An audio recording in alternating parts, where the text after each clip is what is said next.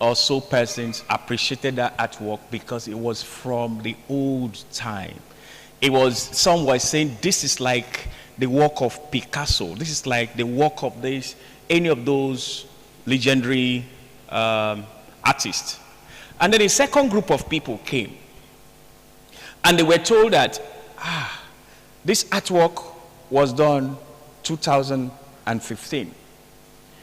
And they all appreciated it as beautiful, the same artwork, only the dates were changed. As beautiful as it looked, everyone loved it. When they said they should rate the artwork, the group that were told that this was 2000 and something rated the artwork lower because it was done by an unknown name. What am I trying to emphasize?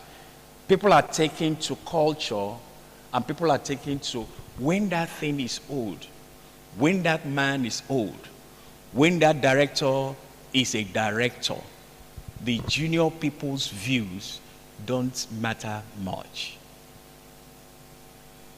Have I made a point? People are often going to give value, higher value, to an older culture, to a known name, than they will give to a new one, irrespective of the times. I share another story with you.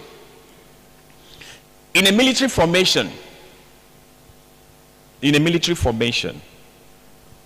we all are familiar. When you get to a military formation, you're familiar with where you have the central point, they say central guard, or there's always a military person standing there on guard. Are you familiar with that?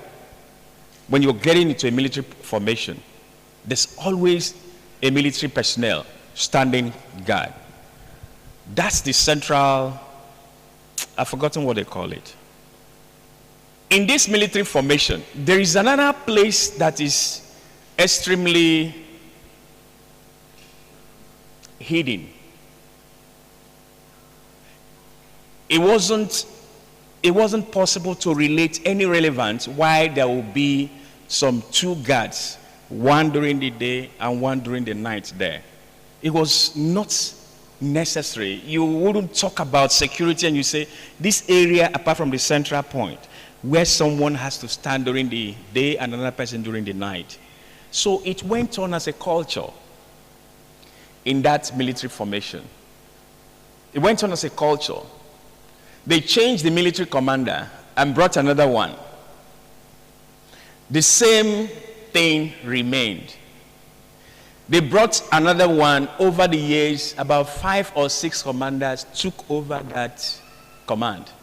The sixth one called one of the officers. What is the reason why we have a central command where a sentry stays, and the other one is so insignificant? What value does it serve? And that officer says, I don't know. This is the way we've always had it. And the commander was worried. He asked another officer, why do we have some military men, some of our officers standing at that remote area? I don't see the use. You've been here for very long. Could you tell me why we have such persons? Why we must have men there? Sir, that's the way we've always had it.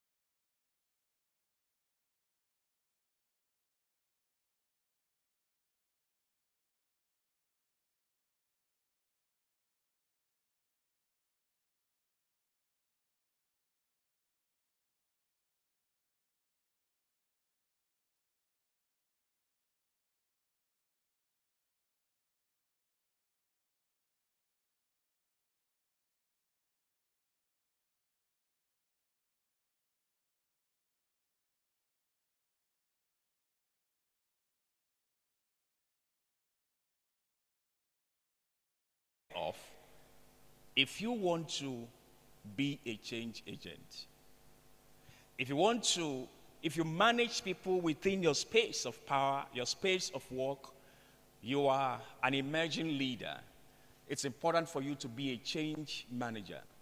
Strategy is about the ability to manage change for your advantage and to sustain that change. So incrementally, you will have value, efficiency, increasing from one level to the other. So creativity is about that, innovation is about that, and change is all that you get and everything you know to be constant. Nothing else is constant. Day is not constant, night is not constant, hardship is not constant, pleasure is not constant, standing is not constant, sitting is not constant. What is constant is change. So how to manage that change and how to develop capacity for that change is the reason why I'm taking this. I know that you have had very robust interactions. You've had reminders, workshop, facilitations over different aspects of change management. But today, this morning, in the next 1.5 hours, we will be looking at creating that change, innovating in public service. Okay? All right. The reasonable man adapts himself to the world. The unreasonable one insists in trying to adapt the world to himself. Therefore, all progress depends on the unreasonable man. This is George Bernard Shaw, Man and the Superman. Who is the reasonable man or reasonable woman? It's that person that is open to change. That person that has an open mind to learn. When you stop learning, you stop growing. So the reasonable man adapts. The reasonable man is open to suggestions, improvements. The reasonable man will take questions and will digest them. The unreasonable man wants the world to adapt to himself or herself. There are several persons who are unreasonable. I know so many persons that are unreasonable, but I also know so many that are very, very reasonable. So reasonableness is defined in this quotation as that person who is open to change, open-minded to learn, try to understand what's going on before you criticize. Whether you are at the level of the headship of your department, whether it's the level of director or the level of principal manager, assistant manager, or officer, it's important to have an open mind. Seek to understand something so that you don't block it simply because that's the way we've always done it. The story I shared with you about a military formation, that commander went on to call one of the oldest commanders of that particular military location, who linked him to the commander who had managed that location. And you know the answer. That man was retired. Hello, my son. I was the first commander of that beat when it was opened. I was privileged to lead our group in that command. The reason we instituted that stuff was that we were having very riotous soldiers. We were having very unreasonable members of the team. So we instituted that place as a punishment to anyone who is seen to be non-compliant. So it meant that that post was for non-compliant people. And yet they made it as a roster, as a post that everybody must go to. So you see the beat? Some of the things we do in public service, it's because this is the way it's always been done. And sometimes it is the style of the director. Long before now, the new director has not tried to find out why this was going on. It could be that it's not the director, it's the HOD of that unit. The new HOD and the rest of the staff have gotten used to doing it that way, so they are not bendable to change. No one is asking, why do we always do it like this? Can we do it better? Don't touch that thing. That's the way it's always being done. So today, we'll find a way to move our thoughts to a position where whatever happens, even if it's a crisis, it's a question, it's a problem, you will find some opportunity from that problem. Because the mantra for the Institute of Strategic Management is change, advantage, sustainability. Change is a constant. When change comes, even as a problem, as a threat, how do you look at it, flip it to your advantage? When you take advantage of that situation, or you see the opportunity in that situation, how do you sustain the success that you will achieve, having seen a way through? All right. A forward-looking leader must do three things. You manage the present. The present is an open check. Today is an open check. Today is an opportunity. Today is something that we have to live presently. Today is happening now. You know how news media say, happening now, life. Today is life. Yesterday is dead, or yesterday is gone. Right? So a forward-looking leader must manage the present. Number two, selectively forget the past. What does that mean, to selectively forget the past? Not everything that happened yesterday or last week, last month, last year, and the years gone that we are very proud of. Not every kind of work I did, not the team I worked, not the assignments I carried out, not the project I'm in charge, not the unit I have managed, not the department I've worked. It's not everyone that is so good, that was so good. You want to take lessons from some and move on. There are areas where you have made remarkable success. So you want to take the steps, you want to take the nostalgia of that success, you want to take the beauty of what achievement you got, and you also want to take the lessons of where you failed. That's why it's selectively forget the past. The rest you forget them. The lessons you take to the current year. And number three, you create the future. How do you create the future? You create the future by looking at the past. You create the future by analyzing your capacity, capability, your strength. You look at the threats, you look at the troubles, you look at the challenges of the past, and you begin to look the present. What is available now, and what can I do to create, to design a future? Creating and designing a future is being aware of what you do, being aware of yourself. It's called self-mastery. Without the audit of the past, you can't do self-mastery. An unexamined life, an unexamined work, an unexamined activity is not worth it. Except you take an audit of your environment, take an audit of what you have done in the past, and selectively forget some. Selectively take some as lessons, as things you are going to re-emphasize to create a desired future. So you don't make the mistakes you made in the past, and then you move on to create what is a designed future. But that designed future, take note, is individual.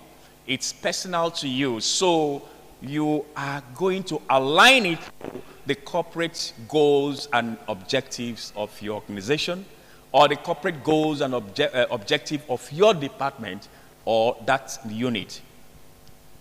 If you're in project unit or project department, your goals and aspiration as an individual will align to that to achieve the total or the teamwork.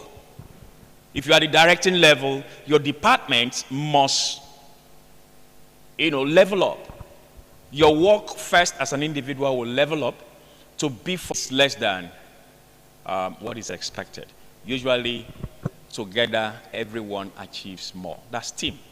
So wherever you are, your capacity, you will try to bring your team in alignment, or try to bring what you have in alignment to your team. But we must take note that there are so many unreasonable people in your team. It's a different ball game. Sometimes our bosses are not helping matter. Other times it's your other colleagues that are unreasonable. So it's another topic, how to manage unreasonable people or how to manage your boss. Most secretaries, are fantastic in managing their bosses. The proclivities of your bosses, the excesses of your bosses, the secretaries know how to manage them. So you too must know the sensitivity of your colleagues, and overall success is not just you succeeding. Otherwise, you'll be the lone dribbler. You must bring your success to impact on your team. Okay? That's where we are going to. So the purpose of this topic is 1, introduction to public entrepreneurship. That's creativity and innovation in the public service. Okay? Number 2, we are going to look at dimensions of ideation, value creation, and change.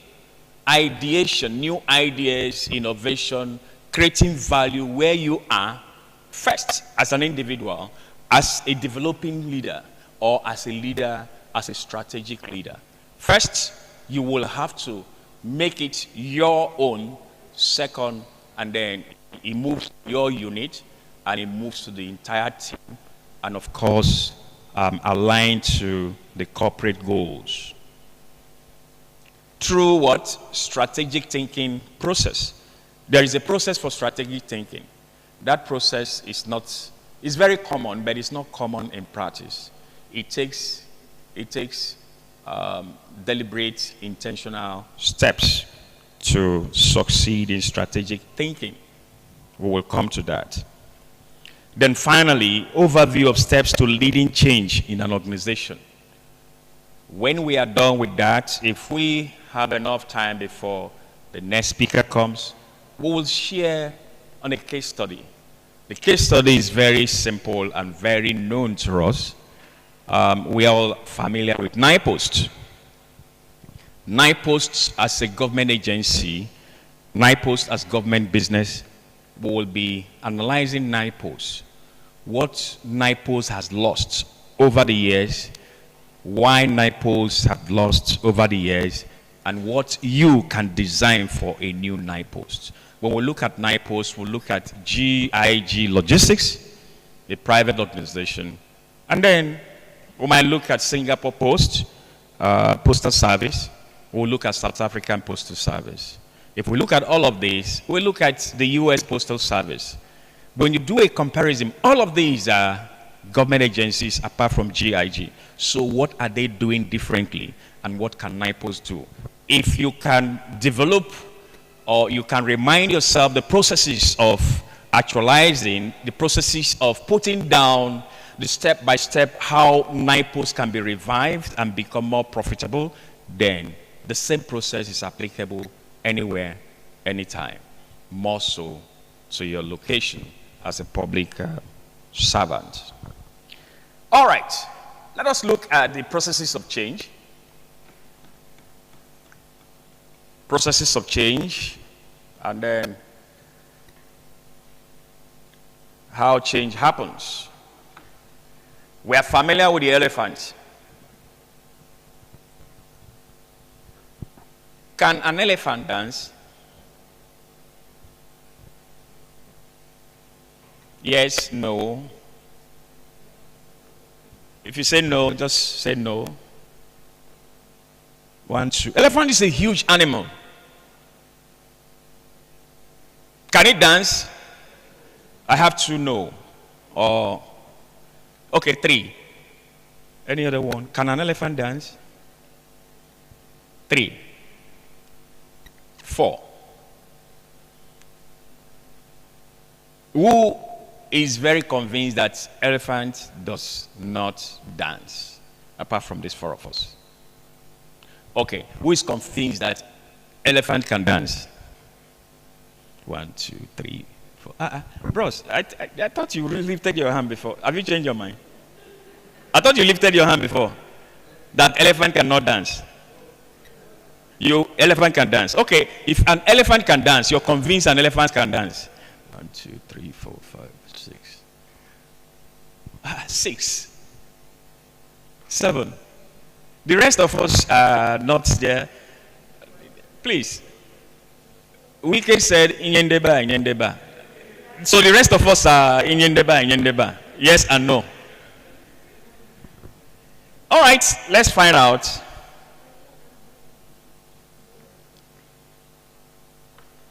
Why the phrase, can an elephant dance? That phrase is, a comparison between the awkwardness of an elephant dancing and the situation being discussed. Difficult situations, threats to our jobs,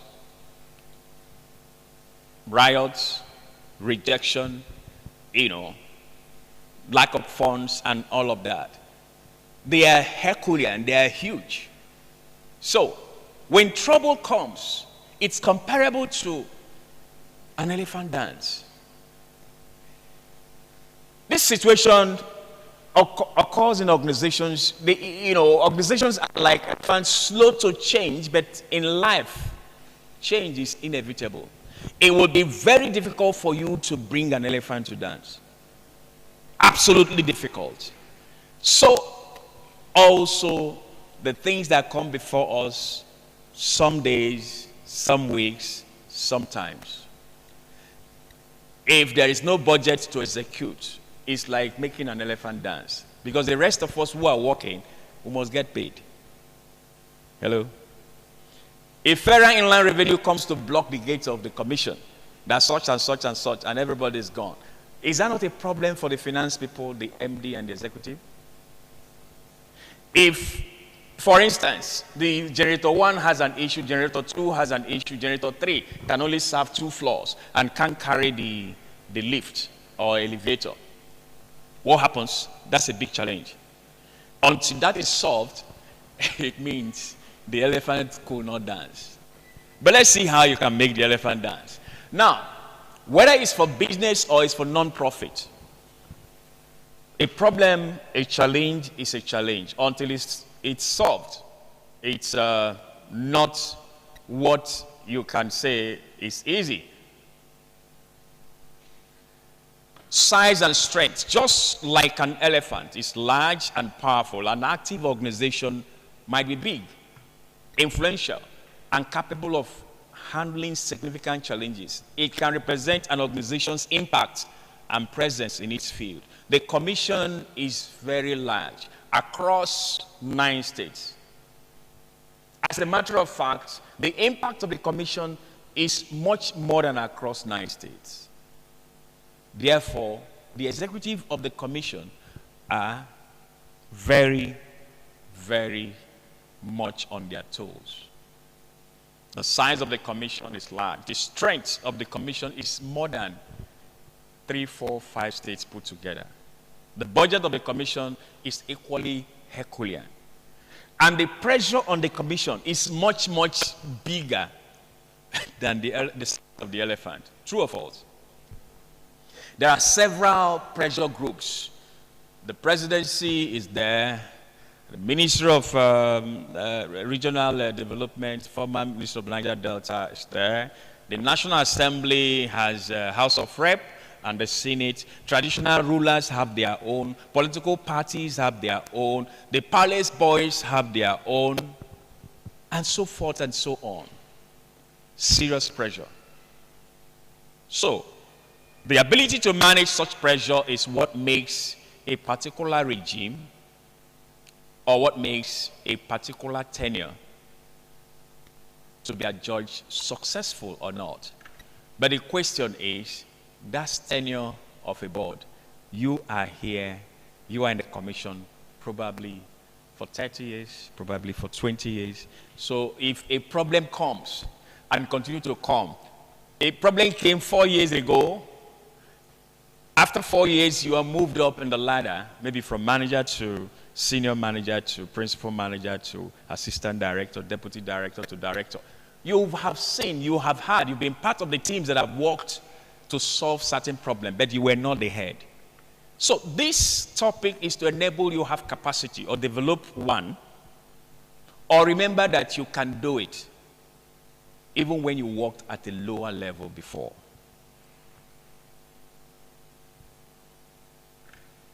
Steady progress. Elephants are known for their steady, deliberate movement.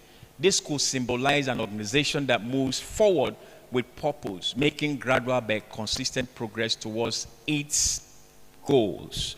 The elephant, you know, doesn't often move very fast, except when it desires to. As a leader, as an organization, leader in this organization called the commission, your capacity to lead can become as strong, steady, and huge, like the strength of the elephant. But again, your capacity for change can be described as what the elephant puts into practice before it will change. And before the elephant will take off from slow speed to take off and run like this. But what is important to note and comparable to public service is the elephant makes steady progress, right? The civil service, the public service also makes steady progress. If that progress is incremental, efficiency driven, continuous and never-ending improvement, then it's moving from one level to the other. It's moving much, much better. That's why you see everything rises and falls on leadership. This tenure may be far better than the previous tenure. I understand the MD and his executive, they are treating staff very well. Obviously, I see your faces shining, and you are not meant to sweat, because if you sweat, someone like me who is a retired officer, I'll take your sweat and bottle it and sell as pure water. Because I hear the MD and the executive are taking care of staff. Can we put our hands together for this tenure? All right, thank you. Long memory. Long memory is about culture of the public service. The elephants are famous for their long memories. An active organization might similarly be strategic and learn from its past experiences to avoid repeating mistakes. A strong culture. The commission has a strong culture, like, the master plan has made us, during Timi Alaibe's era, if some of you were there, were in the commission then, we began to do things in several ways, taking steps to improve efficiency. Now, the master plan expired, and over some long years, there were no improvement on those plans. And those plans, like certain laws of Nigeria, those plans were no longer relevant. They needed to be reviewed. Change requires a man or a woman to review things every now and then. The elephant has long memory, the commission has long culture. But without a review, it becomes difficult for you to say, and stand. This is no longer relevant today. It was relevant the other era. But I know something that is still relevant today as part of the culture of the commission. That housing and furniture is still relevant today. And I'll be surprised if they have not reviewed it for you guys. But there are certain aspects of what the commission does, no matter the culture, is no longer relevant today. It will take leadership change. It will take capacity to change it. And without awareness, if you don't audit, if you don't review, you may not be able to change it. Like the story I shared with you about a military camp. All the commanders did not see the need to ask questions about that particular position where the first commander used to punish officers, erring officers. Everybody carried on the tradition. So the elephant has got long, strong culture, long memory. The commission has got strong culture, long memories. But it's not everything that is relevant for today's development. So audit, review.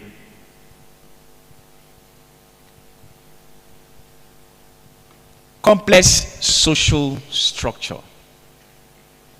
The commission has got complex social structure. Just like the elephant. The elephant moves as a team when they need to socialize.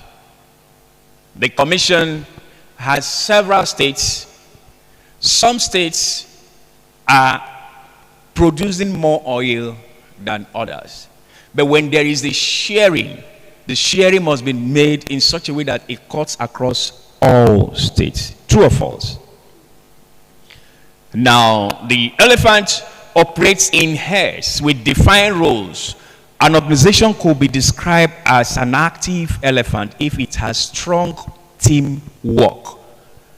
The commission has strong teamwork and a well-coordinated structure where individuals work cohesively to achieve a common purpose. Cohesively means team. Cohesively means you bring your best, I bring my best, and then let our best, as they say, iron sharpens iron. If we work under a structure, I develop myself, you develop yourself, I am reasonable, you are reasonable, we will go far. Our departments will be faster, better in service delivery than other departments. But if you have a team, out of the 5 persons, 3 are unreasonable without an open mind. 2 will be struggling to win the other 3. And woe betide you if the other 3 are your seniors. Hello? So some senior members of the team actually demotivate. Some of you don't fantastically flow with your director in certain decisions, but in public service, your director is your director. So how do you manage to make things happen? We'll talk about that later. You as an individual having challenges or seeing that there's an error, how do you manage it? How do you allow the good part of what you know to influence those who are not seeing it your point of view? So that's it. The elephant moves as a social team. It can be compared to our departments, our units, how we move. It can be compared to the football team that I said. You can be the best dribbler. You can be the best player. Individually, you'll be recognized. But as a team, you didn't win the match. Of what use? Local champion.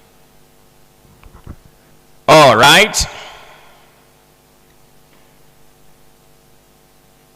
Adaptability.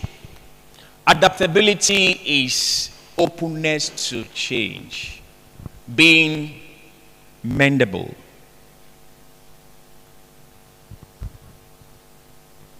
Reasonable. Open-minded.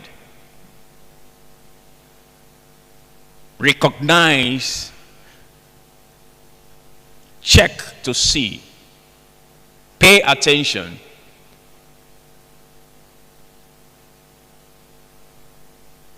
flexible. Elephants can adapt to their environment. Take note, I'm taking us somewhere. Elephants can adapt to their environment, whether it's in the savannah or in the forest. An organization compared to active elephants may be seen as flexible. Ability to adjust to changing market conditions or external pressures. while still maintaining its core objectives. That you have a challenge, trouble, or like what I said the other day, it's not tribulation, it's tinibunation. That is a description of the hardship the Tinubu's regime has brought and will continue to bring. Please spare your prayers. Don't say, oh, make things get better. Pray that you will get better than the level of things. So, what are we trying to say about adaptability? Adaptability is flexibility. Take note, I'm using the elephant situation to describe adaptation and innovation, and of course, change management. For leaders or will-be leaders, or those who desire to improve their capacity for managing change. I know you've been talked about change management, but this has to do with the commission being or seen as an elephant, and this can also be for those of us who are fixated in our minds, okay, to know that for you to manage change, you have to be adaptable, you have to be flexible, okay, you have to, be able to change or adapt to new conditions. Take notes, the elephant can adapt to the savannah. The elephant can move in the desert. The elephant can adapt. Its original place is the forest.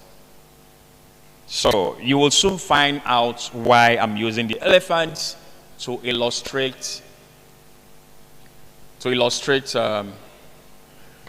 All right. Yes, an elephant can dance. Can we clap for those who said an elephant can dance? A difficult situation is like a huge elephant. But what are the steps that these people use to make the elephant dance? You see here, elephant is a social animal. The elephants, they are in groups. The elephants are made to do what ordinarily is not their culture to do. There is a festival in Sri Lanka that uses elephants as part of the festival. The elephants are strong, huge. The elephants are sturdy. The elephants are ungovernable. The elephants naturally will not stay in the desert or in the forest and begin to dance. The elephants will never do this ordinarily. The public service, the commission, will not bend or adapt except you make your own corner adapt. You make an improvement in your own corner, your own team, and then your team's adaptability and change and desire for improvement, efficiency will rub off on other teams, and gradually everyone's contribution will initiate the necessary positive change. That's what I want to illustrate. Up here. All right. Elephants have always been a treasure to Sri Lanka since ancient days. People of Sri Lanka share an extraordinary relationship with elephants, and it spans nearly 2,500 years, according to Mahawansa report festival. They have played an important role in the history of Sri Lanka and still bears prestigious place in their what? Culture and religion. Certain rules and regulation, the old master plan played huge role in the commission's development, and it became a tradition to do certain things certain way. But you and I know that when the first master plan was crafted under Obasanjo, internet was not as strong as now. Hello? So many things have changed. So many of the things that were written in the first master plan will no longer be relevant today. And so many people that worked from the old master plan are no longer in the commission today. Hello? There's adaptation, there's improvement, there must be change. Who will lead the change? It doesn't have to be the MD alone. It doesn't have to be the EDs. It doesn't have to be only the directors. It has to start with me first and foremost, being open-minded to adapt.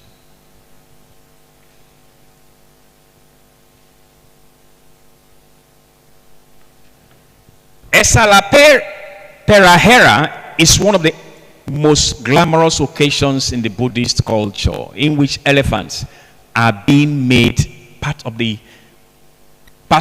while spectators enjoy all the items in Perahera. One will notice most of the elephants dance to the beat of the drum as well, the drum of change, the drum of discomfort.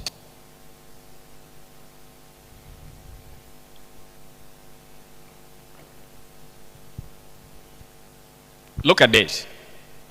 If you have not tamed the elephant, if you have not made effort to domesticate, if you have not befriended the elephant, if you have not taken pains to culture the elephant to move from savannah, from forest, from desert, to become part of a festival, just like polo, the horses are brought from far and near.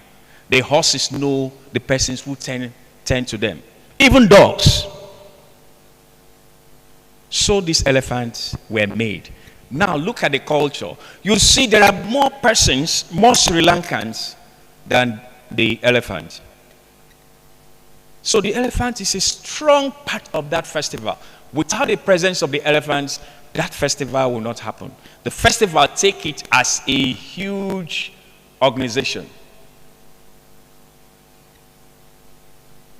Take yourself as the rider of that elephant. Begin to think how those riders were able to hold the elephant to be obedient, and think how the spectators see the elephants as dancing. If you can think all of this, you're already analyzing change situation.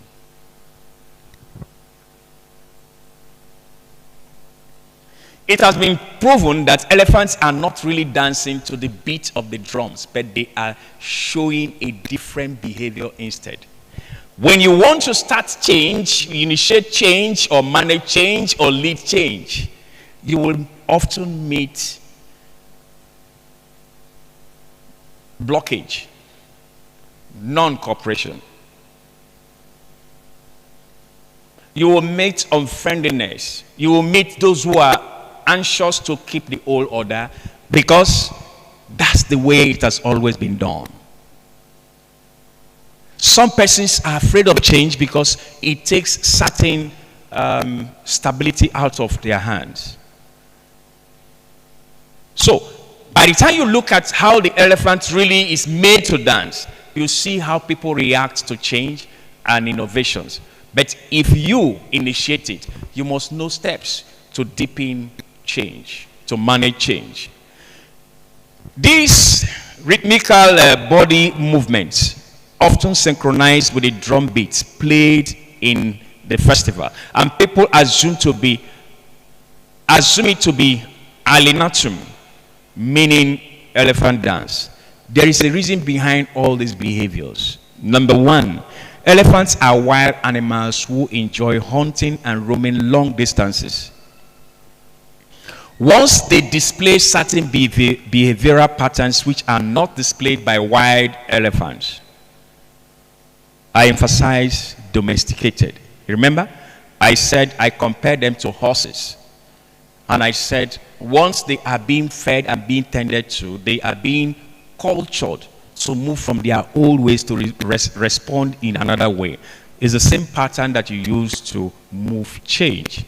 So, you see, once they display certain behavioral patterns which are not displayed by wild elephants, it is caused by distress.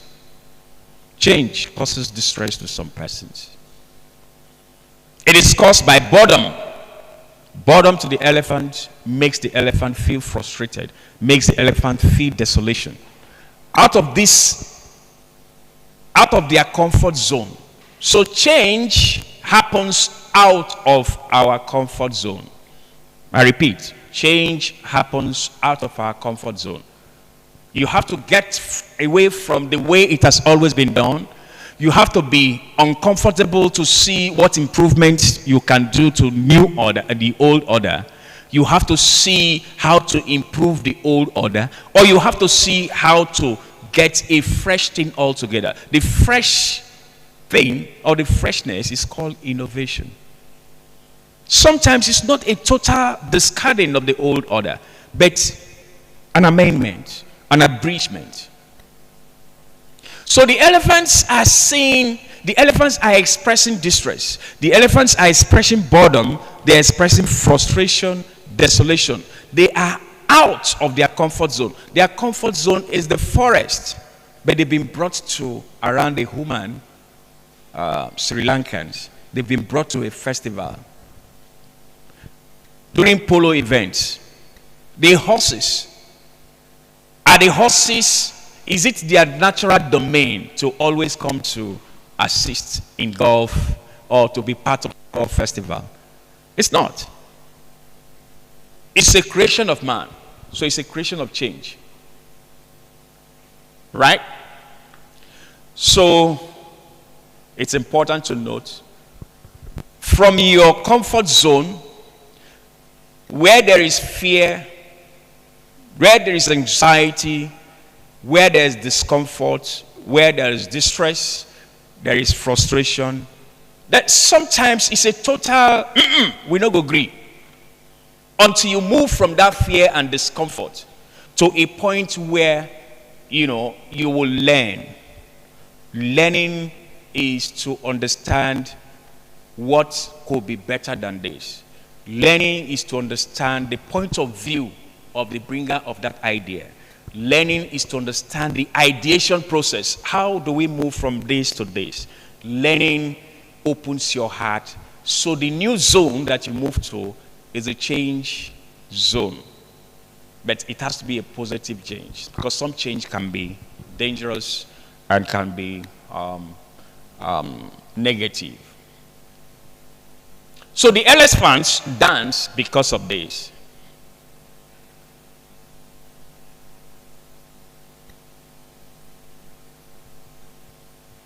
Similarly, humans can become creative, can become innovative outside of our comfort zones. I've said that. The public service, like the elephant in size and strength, can cultivate a culture of change and innovation.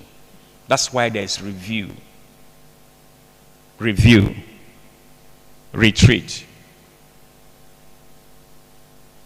How is this possible?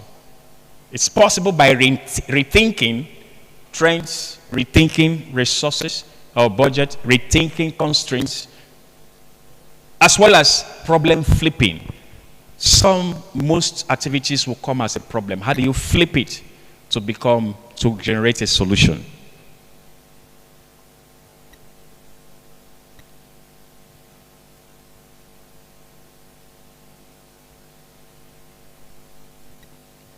Let's look at how you can flip from problem to solution, and look at how you can flip your thinking to begin to agitate yourself for a conversion from a challenge to an opportunity. For resources and budget constraints, that box up there, resource evaluation. How well can we generate resources? If your budget is low, how can you generate more? Number two, how can we deploy resources more efficiently? If you can't get a bigger, higher budget, how can we efficiently use what we already have? At all, 9 bad pass, right? And then who else do we need on board? Sometimes, really, it is for lack of capacity. At certain levels, especially in leadership, there's what is called collaboration and cooperation. Leaders shouldn't see themselves as competitors necessarily. See yourselves as collaborators and cooperators, then you achieve better. If you don't have the capacity, bring someone that has that capacity, or collaborate or cooperate with someone that has that capacity, right? Then about trend. Can we do it another way? Trend, relate this to technology. The Nokia 3310 those days was fantastic, very strong, and very useful. But that Nokia is not modern. Hello? Some of us have ideas about cars. 404. You used to call some of the 404 Okponko. Never say die. Beetle. But do these vehicles have modern stuff in them? No. The Nokia 3310 cannot compete today. But if it's improved, it can compete. So trend. Can we do it another way? Can it be done better? How can it be done cheaper? One of the ways to do something cheaper is to mass produce. Solving a new problem, the central place, or exploring new idea. You'd go to the right, problem flipping. You're looking for a more positive, improved outcome. You're looking for a change, either for existing service or you want to start a new one. What can we do to bring about a small change to present situation from your corner, not waiting from your boss's corner, right? What can we do to bring about small change to present quality service product? If you can commit to a core value that helps you to hold yourself accountable, responsible, and honest. If you can commit to start a lifestyle that is continuous improvement, and you can target to improve yourself 1% every month. So it means 1% every day. Whatever success, whatever level I was yesterday, let me try to improve on it, improve myself 1%. Over a month, 1%. Over 12 months, you will have 12%. Hello?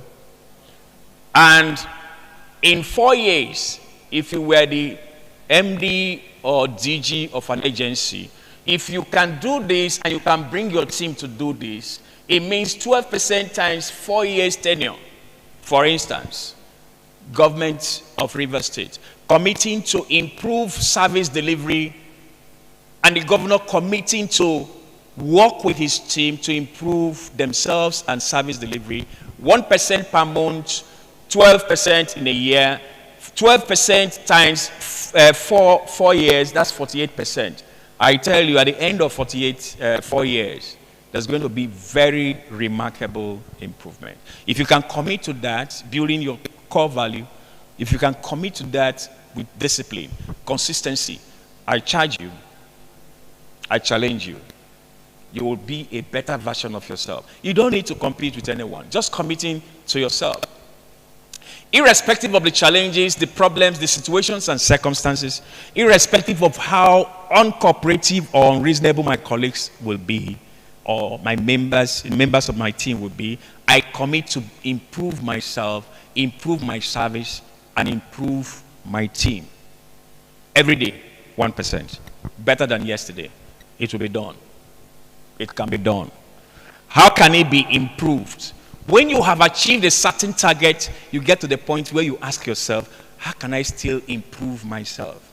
How can I still improve my service? How can I still improve my leadership? I told you something. You will never have every member of your team on the same plate with you. You will never have every member of your team cooperating excellently. But you will always have yourself to find a way to manage your boss or unreasonable people. Some bosses are very encouraging, but some bosses are fire quenchers. You have all of that. It's a combination. Learn from the secretaries how they manage their bosses and still get things done.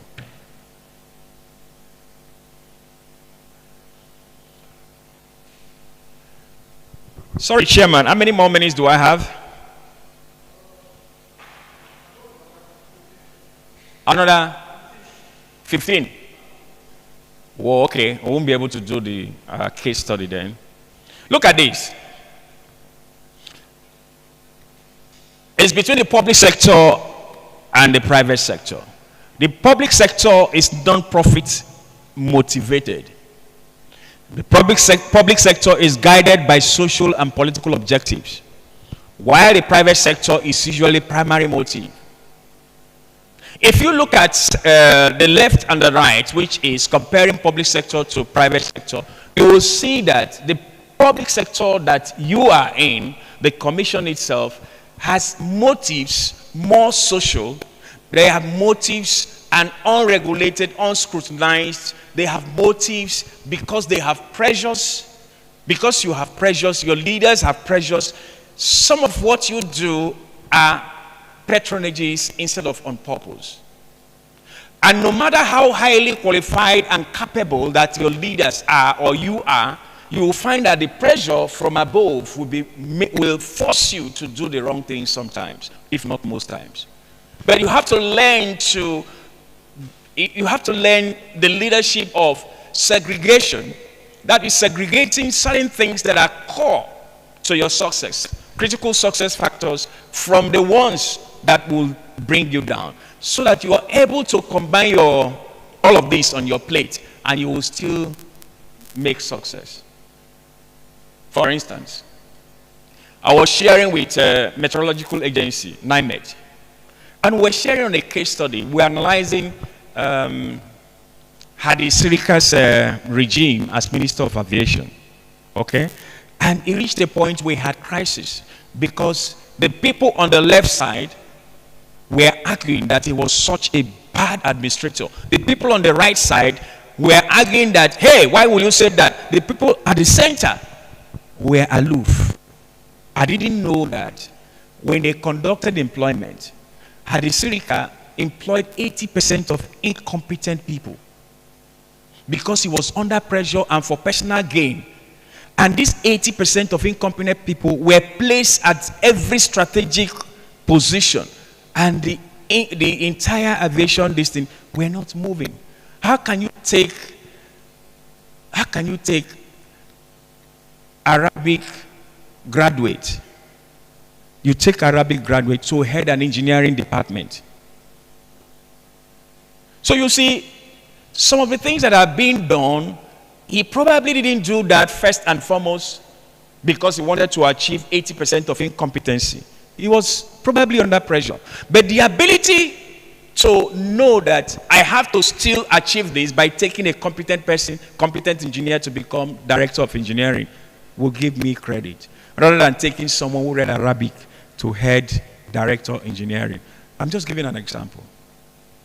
So sometimes the leaders, sometimes you will be under immense pressure, but you have to think, how can I still solve this problem, but in a different approach? It takes your thinking. Because if you say this is the way we've always done it, you'll certainly do the same. And this whole exercise wouldn't have helped you.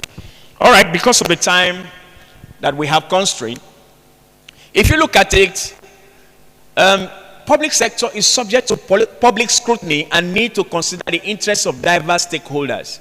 That's where the powers that be strangle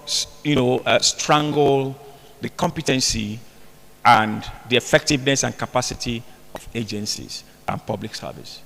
It's not so at the private sector. The private sector is driven purely by profit motive. A manager is seen to perform when that manager is making profit for the organization.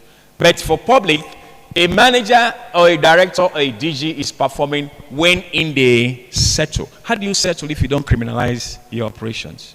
So think smart. How do I manage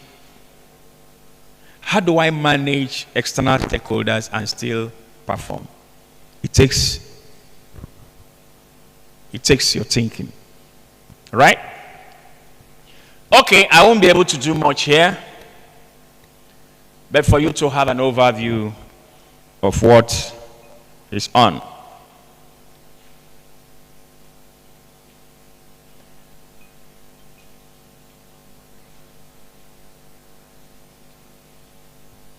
Someone please help, okay? So in effect, what is public entrepreneurship? It is the process of introducing innovation and generating an implementation of new ideas in public sector. It includes provision of healthcare services, water services, security and other emergencies, transportation, climate change initiatives, as well as provide other services addressing social needs by managing public resources effectively. Resources is not limited to money, okay? Not limited to money at all. Now, consequent upon the above, public entrepreneur is an agent or a person that creates public benefit. That means a public servant that is a change manager, you create public benefit. You don't create profit of naira and kobo. You create social benefit, public benefit. You expedite work. You don't delay work. You help your team achieve better. You don't make your team achieve less. So, furthermore, entrepreneurship is what we describe, but the appropriate name, description for that agent that manages change in an organization is called intrapreneurship. I-N, not E-N. It's a derivative of the regular, more known entrepreneurship. So this is a particular, more appropriate way to describe it. So public servant as an entrepreneur has a specific combination of characteristics that make it unique on its own. This uniqueness stems from the fact that it operates within an organization. We operate within an agency or within a unit of government service, right? Let me rush because we wouldn't have time to look at everything, but let's take the most important ones. Characteristics of entrepreneurship: adapting and learning, collaborating and networking, working across systems, not because you are in the technical and you have nothing to do with the other departments, building initiatives for change, leveraging new resources, and focusing on outcomes. Yeah, it's important that there is a combination of the fact that you are an extractor of economic value. You have a mind to look at the new methods of develop ideas to approach things to improve them. And the quality of being outstanding is part of what you imbibe. Leadership. This is the action of leading a group. What we are doing during this facilitation and workshops is developing leadership or strengthening leadership. All of the above mentioned have one thread linking them: alertness to change. You must be alert to changing times. Okay? Change is a constant in life. I will do the last. Please get me the other. Bypass this. We'll play this last so we can take question after that. Just get to the next one. Let me emphasize that before we move. Government department or agency, the old ways of doing things and the new way or the new future, or you want to create a future, there is a transition period. That's where you will be seated to review things and to find ways and means of creating a new future. Okay? Now give me the next slide. I'll take this and then we have a 5 minutes clips. You will watch that clips and then I will take your question.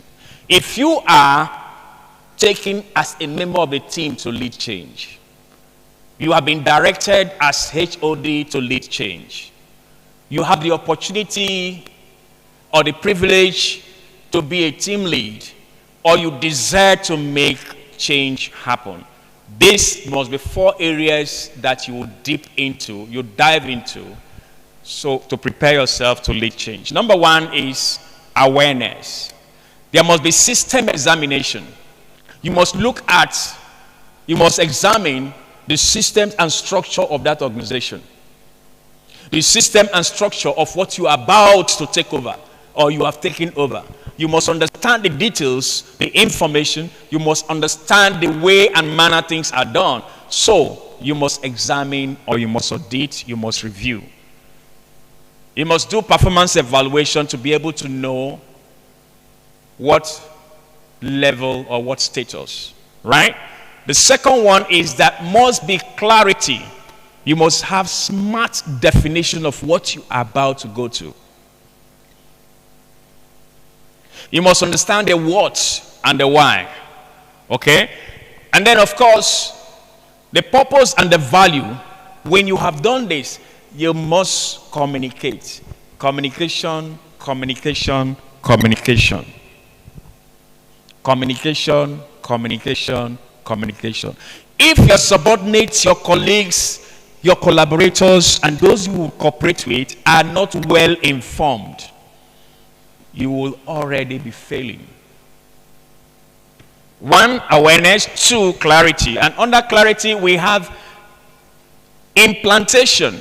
Implantation is the word used in strategy. It means when you deepen the understanding of what you're about to do. Your team must understand their roles. Everyone must understand where we are going to, why we are going there. The vision and the mission must be well understood. Question and answer, you must communicate and deepen it. You cannot expect the best from a particular staff that has no idea what his or her contribution or part of going to be part of the success, right? Enhance employee engagement. If you have to get the best in the change situation, it's important that you engage those that are working with you. You don't keep some persons and you patronize some persons and you expect both parties to deliver the same results. No. Number 3 is focus. Focus, I've already said it before. Alignment of your individual vision, mission, improvements, and whatsoever you believe in must align to the team's performance or organizational goal. If you can't bring yourself to play like that beautiful football player, to lead the team to score goals and win against the other team, no matter how beautiful your playing is, no matter how competent you are, no matter how improved, no matter your capacity, without your linking, collaborating, and bringing others, you might not achieve your goal. Address gaps, improve effectiveness. Coach. You must coach, be ready to get feedback. How are we doing? How can we improve this? Do you have a problem? If you are a leader and you're taking a walk, you are a helicopter leader, you are not deep. You must be able to motivate your people. Okay? Right? Then execution. The last one is execution. It is important to note that no matter how competent you are as a leader, no matter how strong, no matter how qualified, no matter what you know, presence matters. You can't prescribe, this is the way you should do it, do this, and you stay away or look away.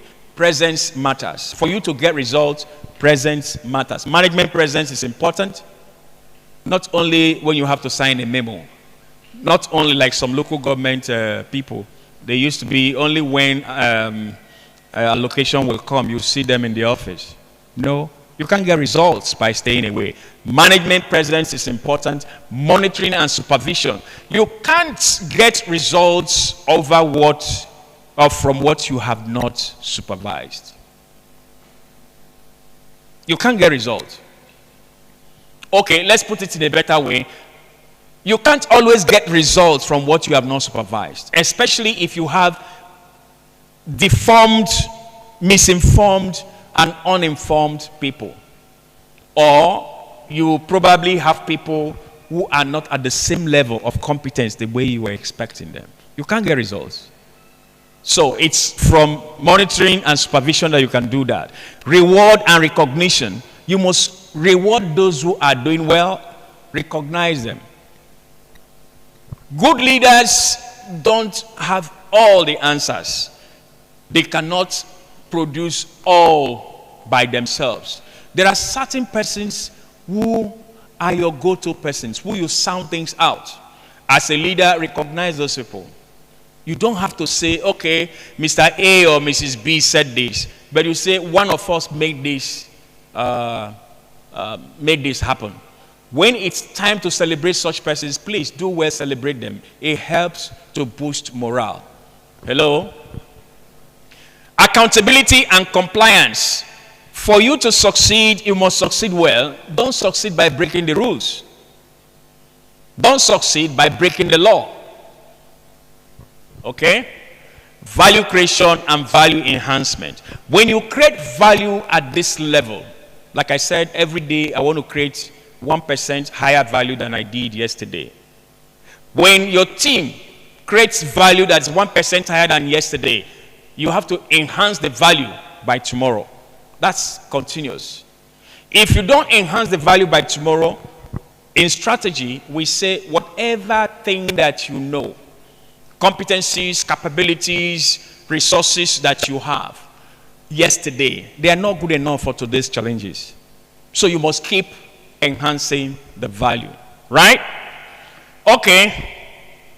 In the next 5 minutes, we'll show you a clips of, let's get to that, and then I'll take your questions. If we're able, we'll just run. In almost every industry, businesses need to innovate to stay competitive.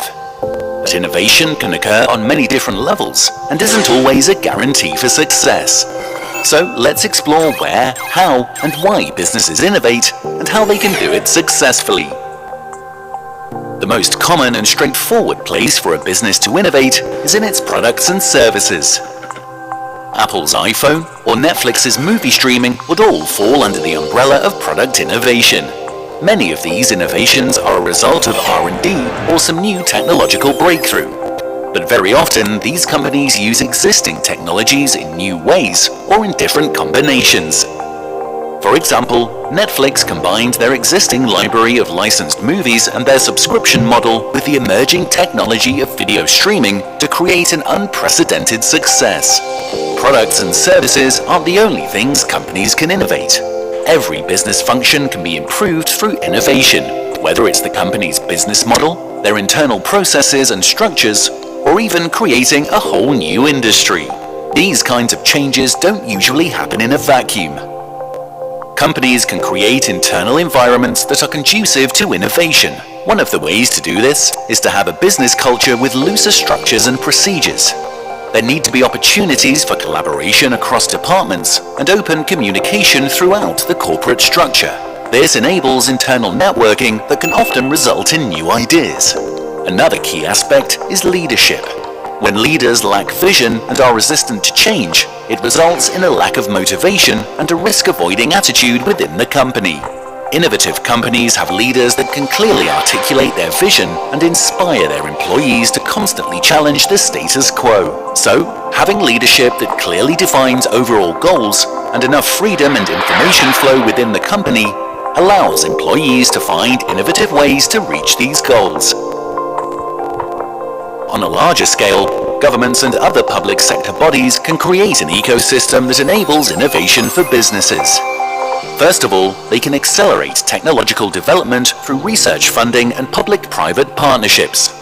They can enable businesses through the curation and distribution of relevant information, and of course, they can create a regulatory environment that incentivizes innovation, for example, by mitigating risks through subsidies.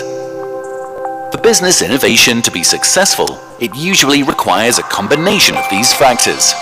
Being in an innovation-friendly economy, having a business culture conducive to innovation, creating an innovative product or service, adapting your business model to the new product, and so on. While not all of these factors are always required, each of them would increase the likelihood of success. Let's recap. Business innovation can happen on different levels: products and services, processes, business model, or even industry model. Companies can create internal environments conducive to innovation. Success in business innovation comes from a combination of different factors, the most important being addressing a need. I have one or two Thanks others. for watching. Hope you enjoyed our video. If you did, We'll leave pause us it a here like so that we and can subscribe take if your you haven't questions. already. You And can end it. You're going to ask questions. I'll take your questions, please.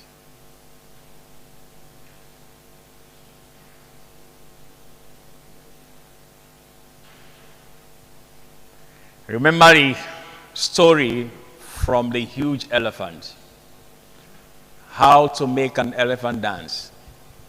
You take the elephant out of the savannah, out of the forest, out of the desert to a community.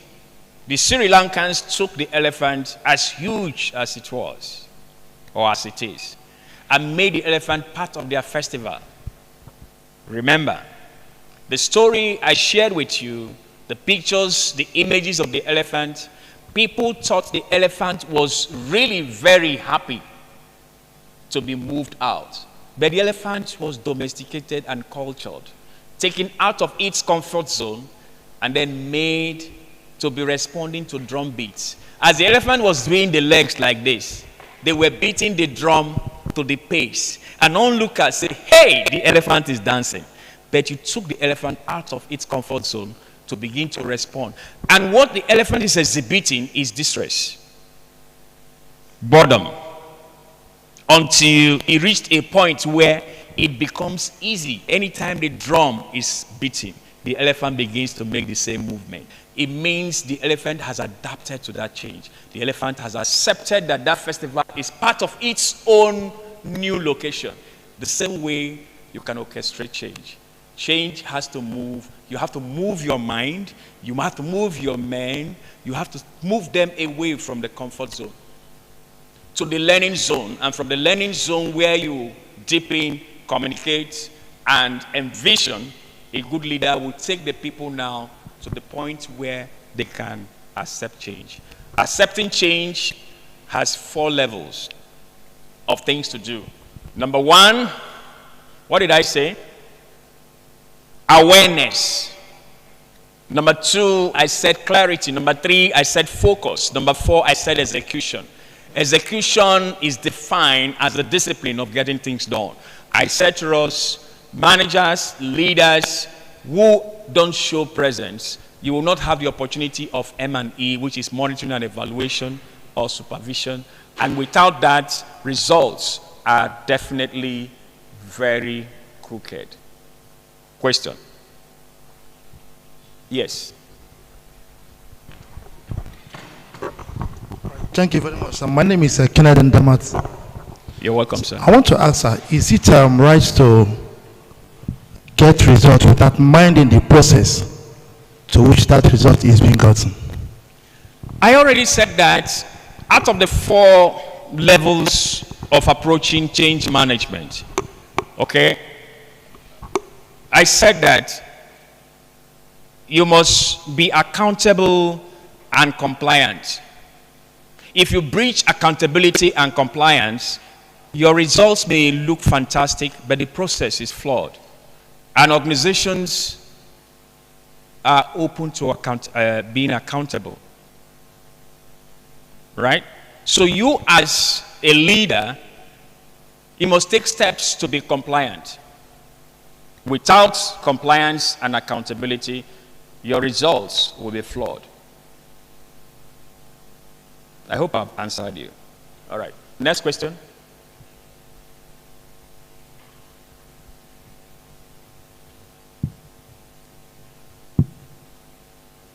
Whatsoever is not inspected should not be expected. Inspection leads to inspection leads to expectation. What you can't verify may not be compliant. As a leader, awareness, examination, audit, review, it helps you to determine the status. Number 2, the information must be clear. Clarity is important. And to deepen that clarity, there must be communication. And in strategy, we call it implantation. If members of your team are deformed, misinformed, if members of your team do not have the capacity, then you're required to do the needful. As a leader, what is not expected is not expected. Number 3, focus. Follow one course until successful.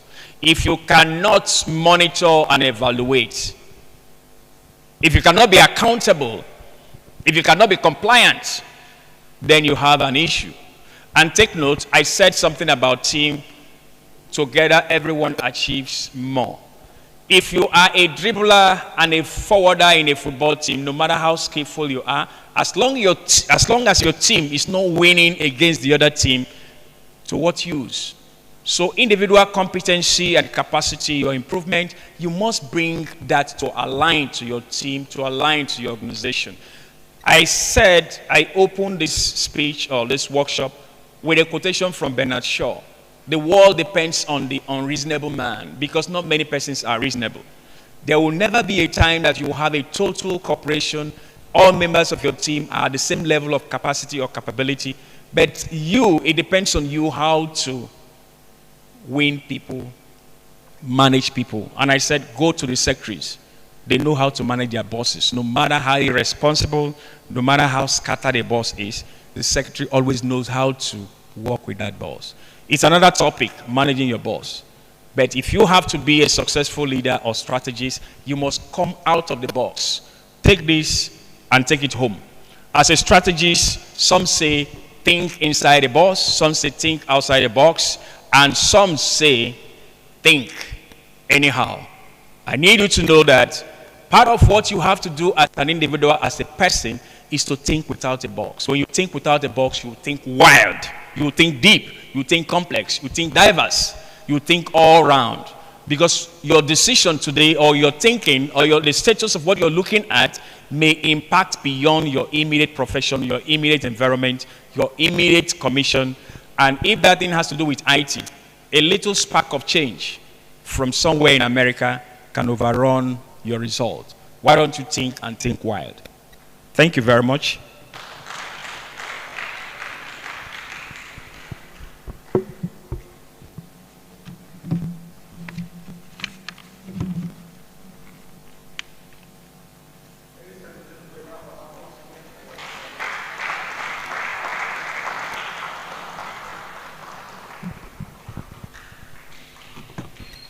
Thank you very much, sir.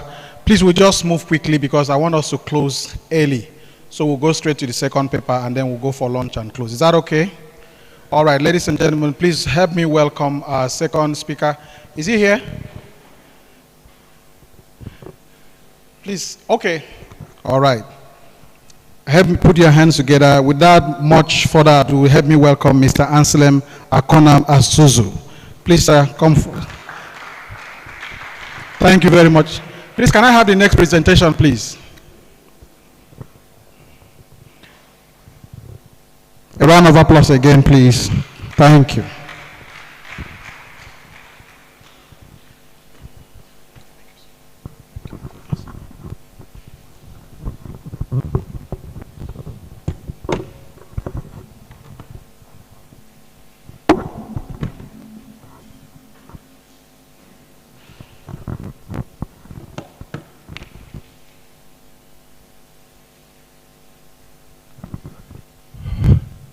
Hello. Good afternoon. Coming behind our very distinguished President and Chairman in Council, that's a very big shoe. And I was tempted to say I want to stand on all existing protocols. But I listened to a communication expert that says that grammatical construct is wrong. You don't stand on any existing, protocols. You respect people and greet them properly when you want to, make a speech or lead in a conversation like I want to do. So, on that note, I want to say good afternoon, ladies and gentlemen. I'm pleased you're welcome to this second segment of today's training. My name, like I've been introduced, is Anselm Akonam Asuzu. My background is essentially finance. So I'm a financial advisor. I did banking for 26 years. And I currently lead a team in a real estate business in Lagos. So it's my pleasure to be here today. And we're going to discuss, like you can see, building organizational cultures, a framework for leaders. And I'm also a fellow of the Institute, meanwhile.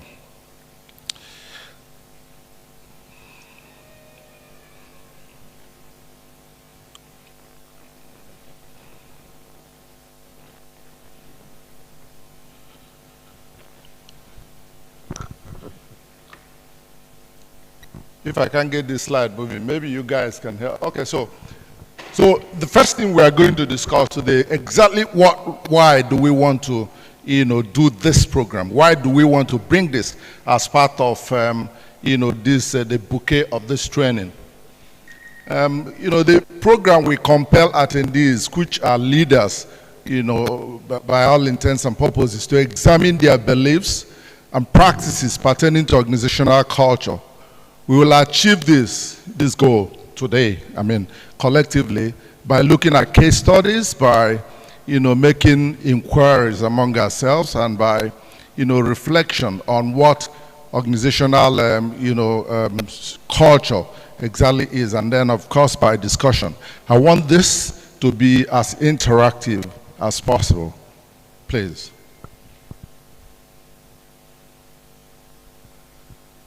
Okay, so these are the highlights we are going to have. What exactly is organizational culture? And then we are going to discuss about the, way and means to build a culture, an organizational culture. And then we would to discuss what how culture affects an organization, organizations, and what roles do leaders play in helping cultures thrive. And then we look at organizational culture framework. And then we look at a case study, a corporate culture that thrived. Two, actually. One thrived internationally. The other one, well, we'll see how far it's been thriving. It's a local example.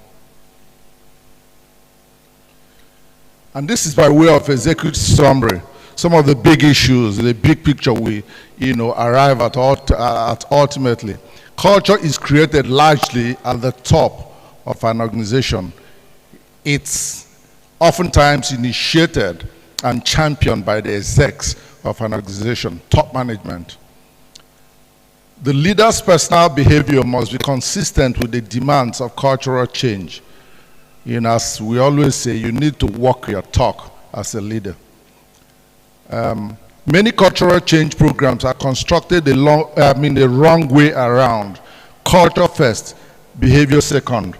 It's actually an analysis which borders on, is it the cart first or, the horse first? If we are talking about organizational culture, do we try to, strategize and synthesize on behaviors of individuals? Or do we set up the culture structure first and hope that individuals will begin to quickly align to the culture structure in the organization? And then a strong culture is a mixed blessing. It can drive an organization forward with single-minded ambition, but it can also blind a whole company to ease forward. Talking about blinding a whole organization to ease forward. One clear example that comes to mind is the Nokia example. When change was happening in the in the industry, the IT industry, telecom industry, Nokia, was caught napping. They had a focus. They were the best at some point. So as far as the leadership in Nokia was concerned, there really was no point, to look at change or adapt to the changing circumstances around them. So why do you want to, change a winning team? Until it became too late, they lost market share, the lost leadership of the industry. That's what can happen to where you have a single focus, on a particular culture you have and refuse to quickly adapt to change.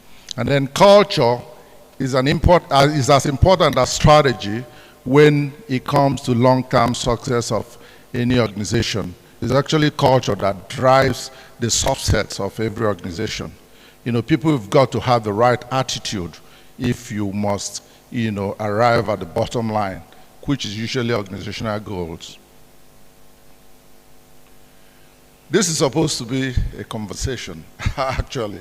I mean, we're all leaders, on ourselves individually. So please feel free to interject if you have objections to the thought process that is coming out from here, because I mean, that's the whole essence. So what is organizational culture? Before we look at our slides, can we have a conversation around it? What do we think organizational culture means? Can someone give it a shot? What is organizational culture? Not minding what we have on our slide. Maybe we should look at the slide and then you want to give it a shot? Okay, please. Please give him a mic.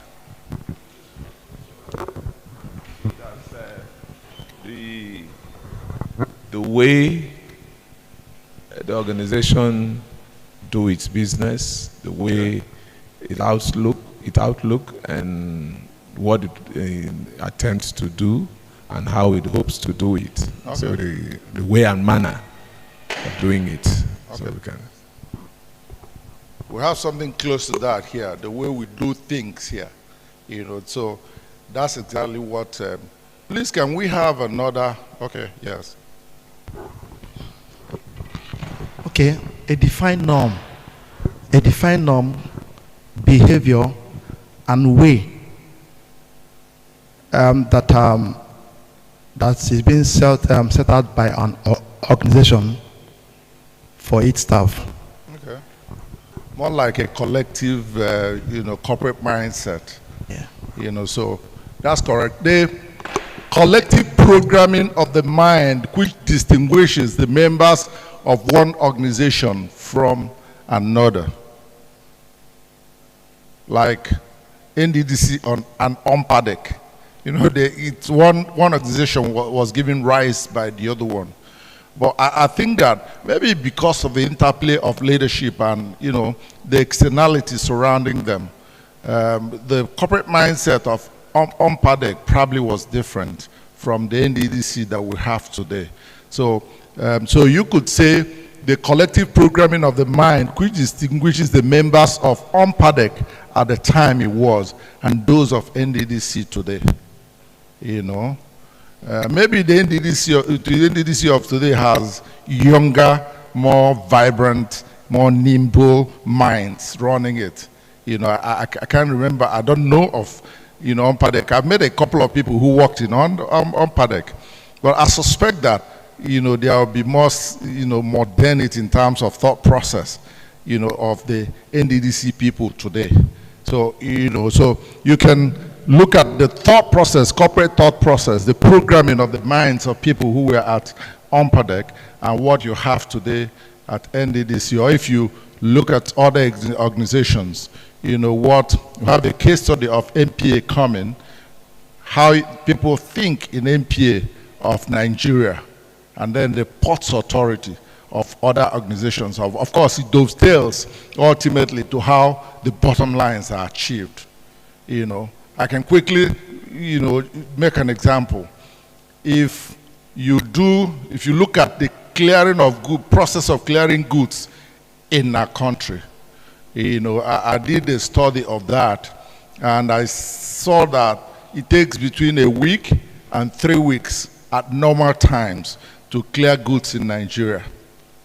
In other climes, it's 24 hours or less.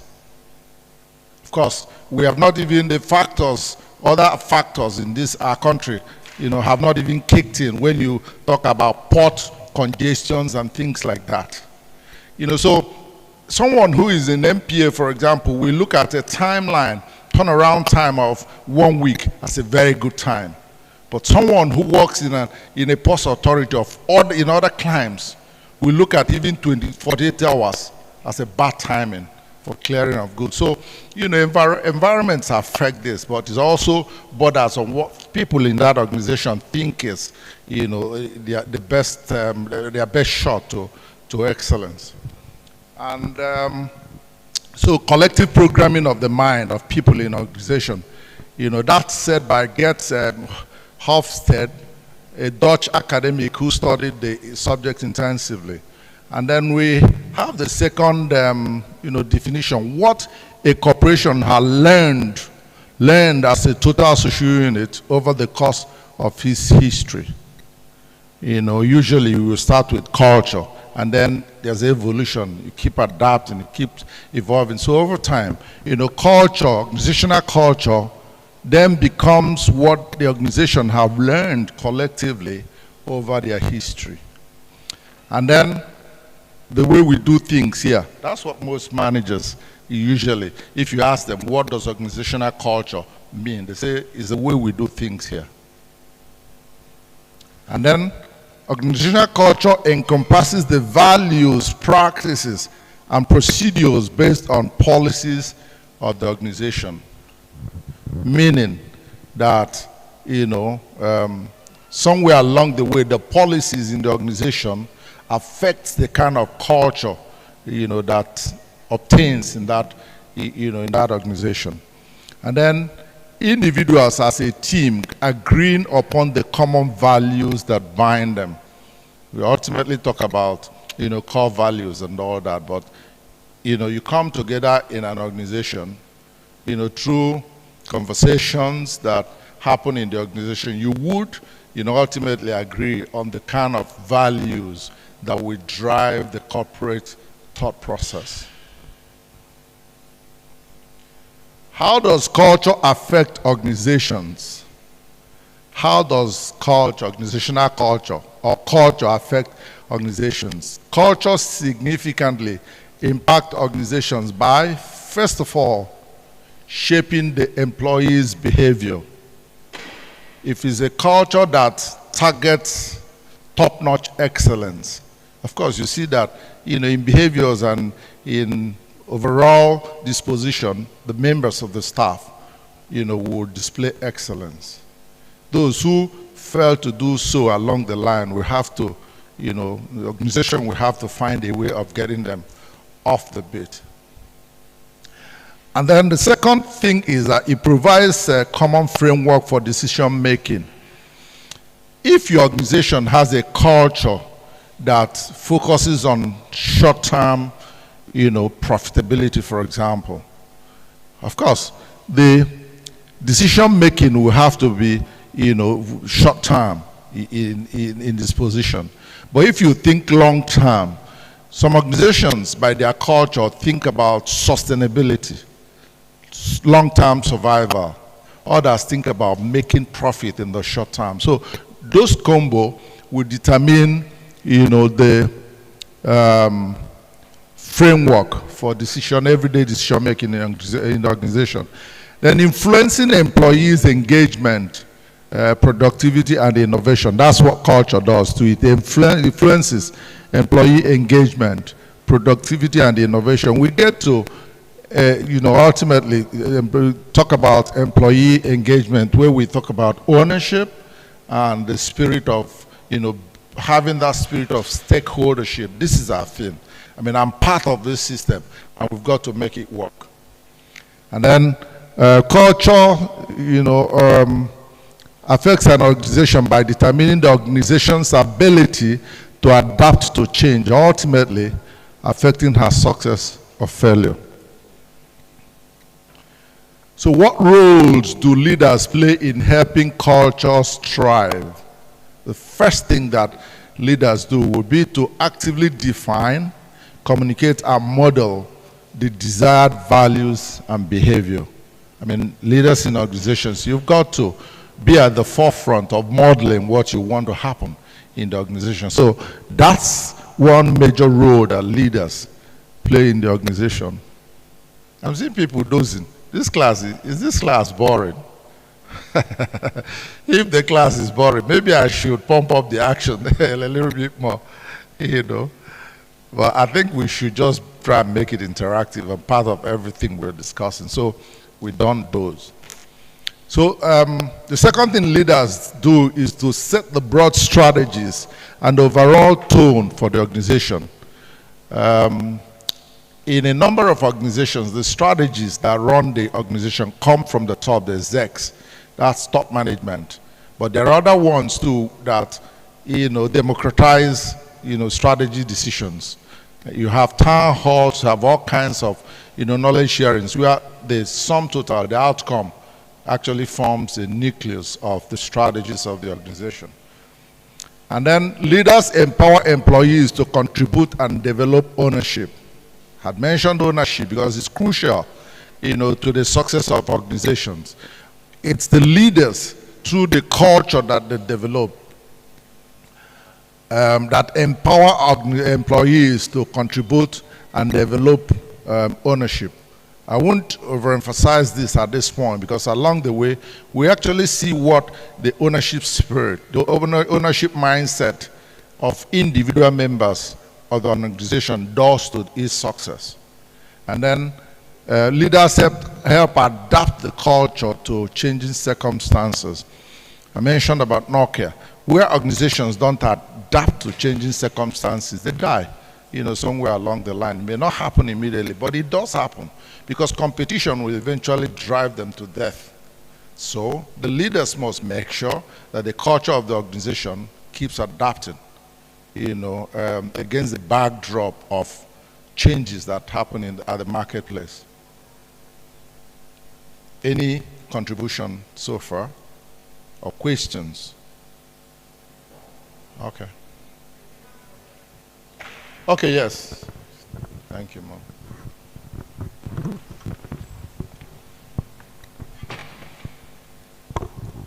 Okay, thank you. My name is Abiake. I want to ask a question, and I want to flow from what an organization culture is, okay?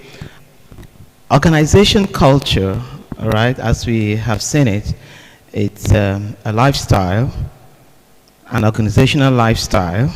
Yes, Mom. That reflects the life cycle, that is reflective in the life cycle of the organization. Okay. Meaning that it's something that flows over time. Yes. Okay, so in the Nigerian context, how can people like you who speak to quality culture, you know, adopting quality culture for the public sector in a country like Nigeria, how can we find a culture in a public sector that can bring about positive change and quality outputs in our day-to-day business life? Okay. Thank you. That's a big question, actually, that I'm sure would puzzle our minds. It's public sector we're talking about. So, you know, it's intertwined with politics, you know, the choice of leadership. So I think that the starting point for making sure we get the right structure would be selection of leadership, which incidentally, or perhaps arguably, is a challenge in our country, choice of leadership. But I think that that's where it starts. To make sure we get the right kind of leaders who have the right intentions.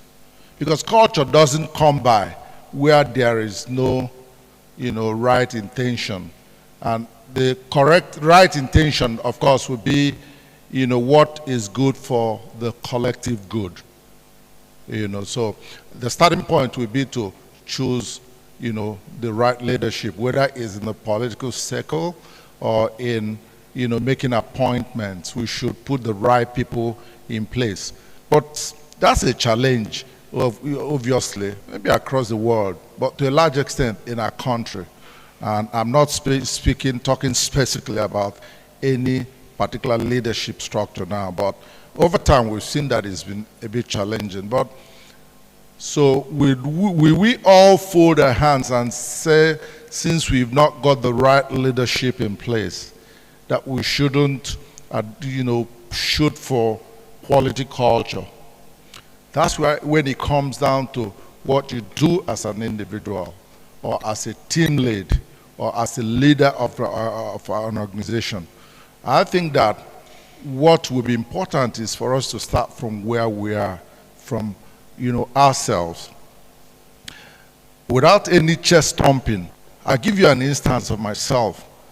Like I said, I was in banking for 26 years. I led teams. At some point, I led a team of like 20 branch managers, and I led teams with major diversity. But I have always had a detribalized mindset. And I am from Southeast, but it took, it took like 1 year before someone who was in my team from Southeast too was able to understand that I was from Southeast.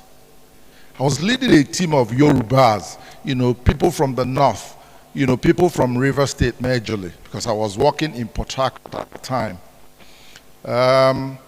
But I have adopted a culture right from the time my, toiling years as, an employee in the industry. I have adopted a culture, being detribalized. So the system that I was working in then was not exactly a tribalized system. You see pockets of tribalism here and there. But I chose as a person to run a team that was devoid of tribalism. It made me know that Nigeria can work, because my team worked. Brothers. And we are using first names, so my name is Anselm, of course, so it would be difficult by fact of my name to know where I come from. But we worked, that team worked. So I'm saying that apart from in the organization I worked, the leadership, you could see pockets of, favoritism here and there based on tribe. But I chose as a person to run a team that didn't favor you because of where you came from. And so what I'm saying is, pending when we get it right with our choice of leadership in terms of voting people in, and in terms of appointments, and I'm not saying categorically that this government is not right. So I'm not talking about any particular government, I'm just saying. So pending when we get to the point where we want to be, I think that as individuals, we need to take responsibility for, driving that change. That would be my thought process about what you asked me. Let's drive the process one-on-one, on ourselves, until we can collectively develop the, national mindset. Develop the national mindset.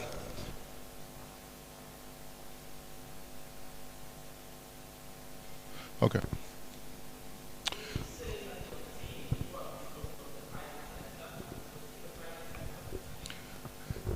I think that a team is a team, if you don't mind my saying. If I had been in NDDC, for example, and, just permit my use of your organization, if I had been a staff of NDDC, I would run the same. My thought process has not changed from the time, I have also managed other teams that are not strictly, in the private sector, a team of other people, whether in church or in other places. I think it's to come to the table, come to that table with a mindset that, look, I love Nigerians, I love the people that I'm working with. Of course, there will be people who will tackle you here and there. I had those people in my team, but I didn't look at them from a tribal perspective. I looked at them as individuals. Because those people, some of them were Igbos, which I am. They were more Igbos who gave me more trouble in that team than even people from other. So if you just have, a clear mindset that, look, this team is going to work, I think it will work. And I think it's not about me. I wasn't any superstar, by the way. But I just have a mind that people who come to work with me are just human beings like me, and not Yorubas, and not Igbos, and not, Northerners, or Hausas, or Northerners. So the summary of my response to your question is, yes, public sector. I sincerely believe that we get there. But before that happens, I think we need to take the bull by the horn as individuals and let things work. Did that address in any way? If we didn't, we can we can take it offline after the training and talk about it. So, organizational culture framework. How do we develop a framework that works? Something tangible that you could look at. Do we want to do some stretch? Or we can do some feet stomping. Some people are dozing. And I can understand that, sitting down without activities. Do we take like 5 minutes and shuffle around and come back? Or I should go ahead? Okay. So, what is a culture framework? It's a description of the key areas that would define, influence, and shape an organizational culture.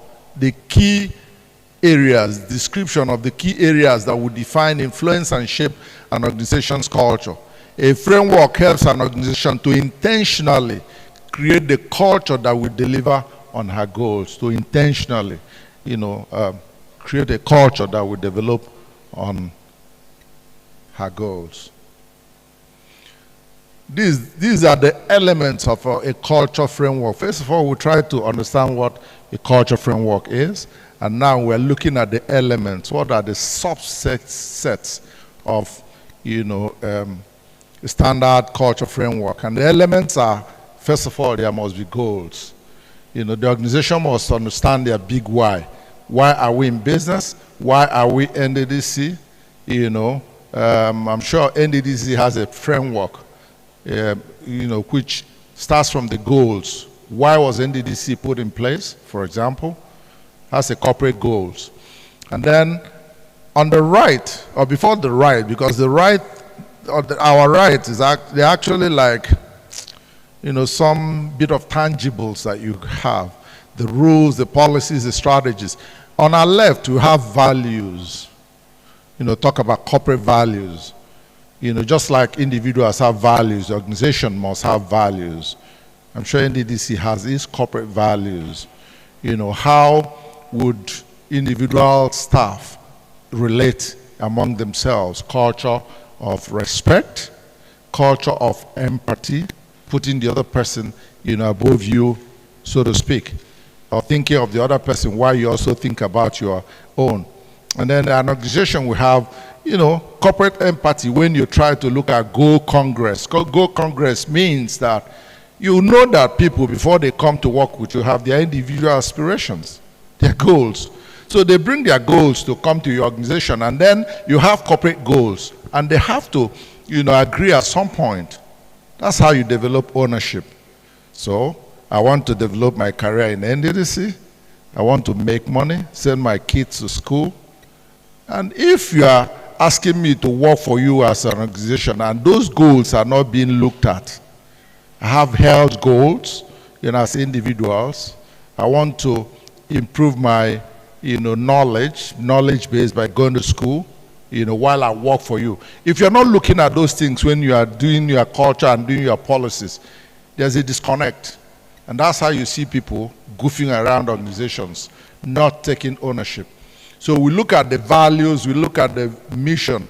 Before the mission, you have the vision, just what is the big why for NDDC, for example. I'm sure it's about making sure that people in Niger Delta live well and have proper meaning to their lives, for example. And then mission will be the way to pursue the vision. So you set up the vision, and then the mission will be, if vision is a strategy, mission is a tactics, what you do on a daily basis to be able to achieve that, vision. And then you have the purpose. Sometimes, you could use purpose and vision interchangeably, but sometimes they differ. The vision will be, my vision for going to school will be to, for example, acquire degrees that will help me get employment. The purpose will be to develop civility and be able to align myself to the standards of the society. Slightly different from what I do to make a living and how I relate with other people. How I'm able to conform, in the society. So slightly different, but they could also be used interchangeably. And then you go to rules. Every organization has rules. What these elements mean is that in building the organizational culture, you need to think very deeply and intentionally about these elements and put them in place. The sum total of these elements will now form the structure, the organizational structure that we're talking about. Organizational culture that we're talking about. So you need to think about the rules of the organization. You need to think about the policies, day-to-day running. You need to look at the strategies, which often happens at the top, top down. But you could also have, bottom. Is it bottom? Is that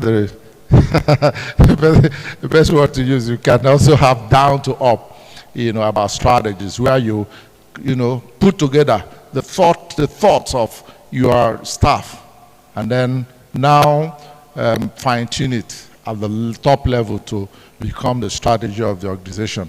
And then, of course, you have staff. No culture really works if the staff do not buy into it. So the staff, they are crucial to efficiency, if you like, or the culture itself working. So, the staff members or the staff is a very crucial part of the culture framework elements. So, but really, why do we use a culture framework?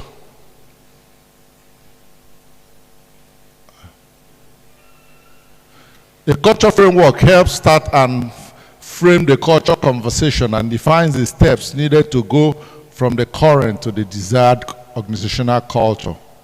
It also helps to, helps embedded culture, to embed culture rather. It helps to embed culture into an organization more meaningfully from concept to tangibles that can be seen and put into actions. If you use those elements, you are able to articulate your thoughts and walk through it to develop, a composite culture for the organization.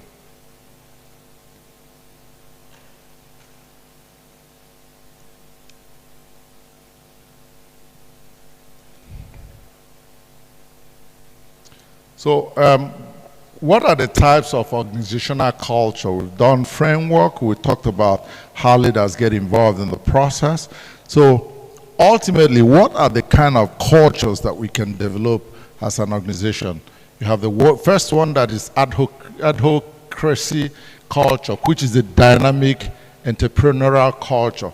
You could see that more often in private sector, but even in the public sector, you can see pockets of that where individuals get entrepreneurial about, the business of the organization, especially if the atmosphere allows it. And then the second one is the clan culture, the people-oriented, friendly, and collaborative culture. It works. If people are friendly and are allowed to speak openly about what they think and make contributions in their organization. And then the hierarchy culture, the process-oriented, structured control culture, which oftentimes comes from top and passes down to, the staff. And then you have the market culture, the result-oriented competitive culture. That's, big time, private sector. But there are also some public sector across the world where they actually compete. If you look at cultures like China, see they have government-controlled organizations that compete very effectively across the world. So these are some of the types These were identified in 1983 by Cameron and Quinn in their study.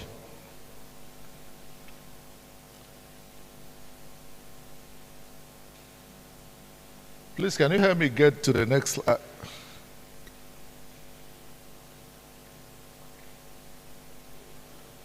Okay.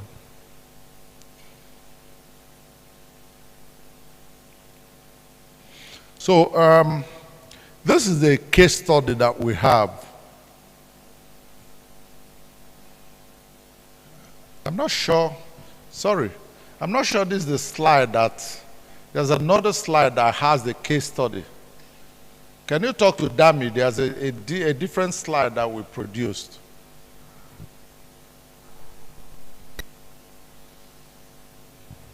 Sorry, just a moment, we need to.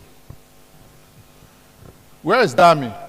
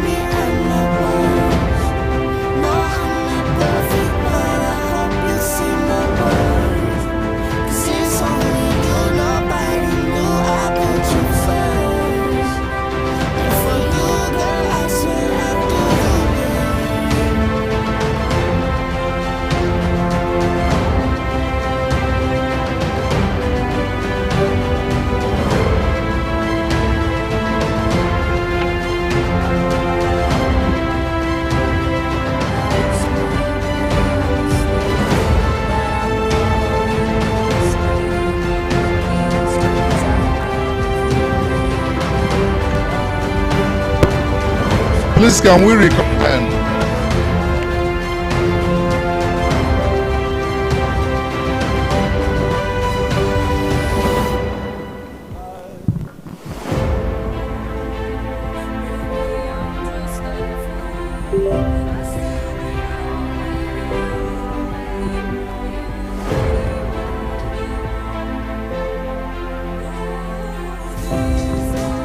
We're just going to try and snap this up so that we can close. It's already 12:35, I think.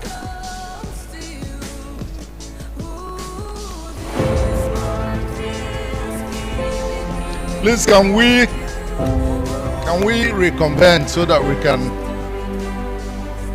just start and end it very quickly.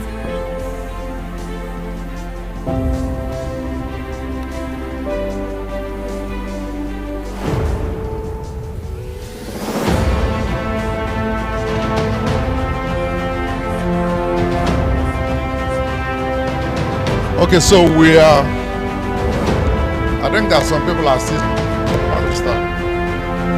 So we want to take a look at two case studies that will give us an insight into organizational culture, what it is like. And the first case study will be on Google, and it's called Google's Unique Workplace Culture. And the second will be on Nigerian Post Authority. Along the way, we try to bounce it off, NDDC's culture in our conversation, so that we can put paid to, what the culture of an organization will look like, and achieve some similarities between theory and what you have at your workplace.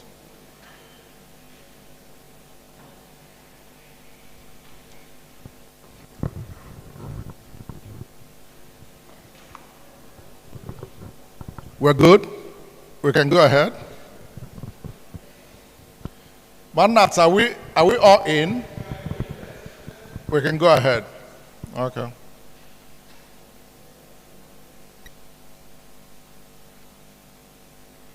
Can I get the next slide? This thing doesn't seem to be working.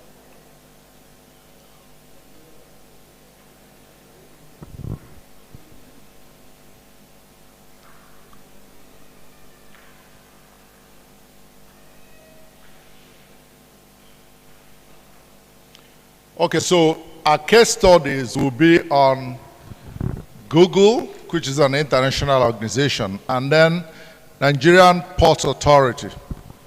Nigerian Post Authority first, and then Google's Unique Workplace Culture.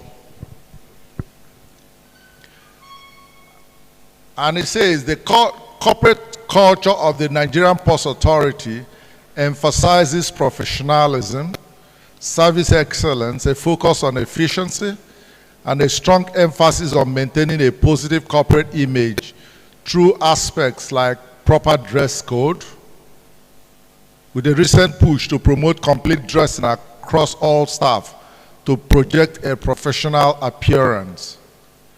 The management also encourages a culture of positive attitude and collaboration to achieve organizational success. Say the management encourages a culture of positive attitude. Can a culture of positive attitude be encouraged? Or should it be enforced? What do you think? Is it a matter of encouraging the culture, positive culture, or enforcing it? Enforcing it? Okay. Enforcing sounds like using force, forcing people to do it. But I think there's a better way, which is what we are going to ultimately project. There's a better way of building good attitude in an organization, which is somewhere in between force and encouragement, to have them have a total buy-in in the organization, which is what we will see how Google did their own. So we've seen what is the broad stroke of NPA's corporate culture. They even talked about dress code, which is important, I think. They talked about maintaining positive corporate image through dress code, and they are pushing for proper dressing across the staff. And they focus on efficiency, professionalism, service excellence. What do we think about service excellence? What's the best way to achieve service excellence in an organization as a culture? Sorry? Reward? Okay, yeah, reward is part of it. But there's this thing about that is a happy staff actually that drives excellence. You have to find a way of making your staff happy. I'm not saying they are going to come to work giggling every day, but you have to find a way of making people look forward to coming to your organization. I know in my industry, and I know also in the public sector, a couple of across the strata, where people look forward to going to work, and where people will beat their chest and say, this is where I work. Have you thought about it? There are people who don't give a hoot where they work. They just want to earn their salary. But there are people who, what's the word now? Who intentionally promote where they work. If you were in my industry in those days, you need to see GT Bank staff. I'm very proud to say, I work with GT. And even customers, I bank with GT. Did you hear that? You hear that from, I bank with GT very proudly, or I work with GT. That sense of ownership, that's the kind of culture. And I'm not sure it's forced. It's an interplay of, different aspects of the reward system. And, what's the other thing? Making them feel that they're humans, sense of belonging, exactly. Job security. For example, from assistant up, they never bring a staff from another bank. Think about it. Before you must be promoted from officer level to AM in GT of those days. I've been gone from the industry for a while, so I don't know what they do now, but in those days, you cannot move to GT as an assistant. The officer level down. So they move their people up, but other people go and headhunt. We used to call them purifiers. That's the technical word we used in banking for people who they will go and bring, on top of other people who had been working in the organization, and they just come and use you as a stepping stone, and they are gone in less than a year to another organization. So it's actually an interplay of circumstance, situations that make people give excellent service, whether it's NDDC or whether it's, any company in the private sector.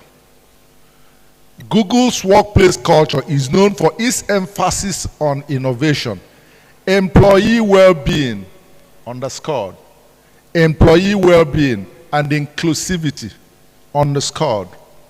They are part of the decision process on a daily basis. Google's culture is a model for corporate culture around the world, and we will see why very soon. Customer-centric approach. MPA aims to, these are the key elements of these cultures that we're discussing. MPA aims to deliver efficient post services in a customer-friendly environment, prioritizing client satisfaction. There's a strong emphasis on maintaining a professional appearance, which you've seen, through a consistent corporate dress code.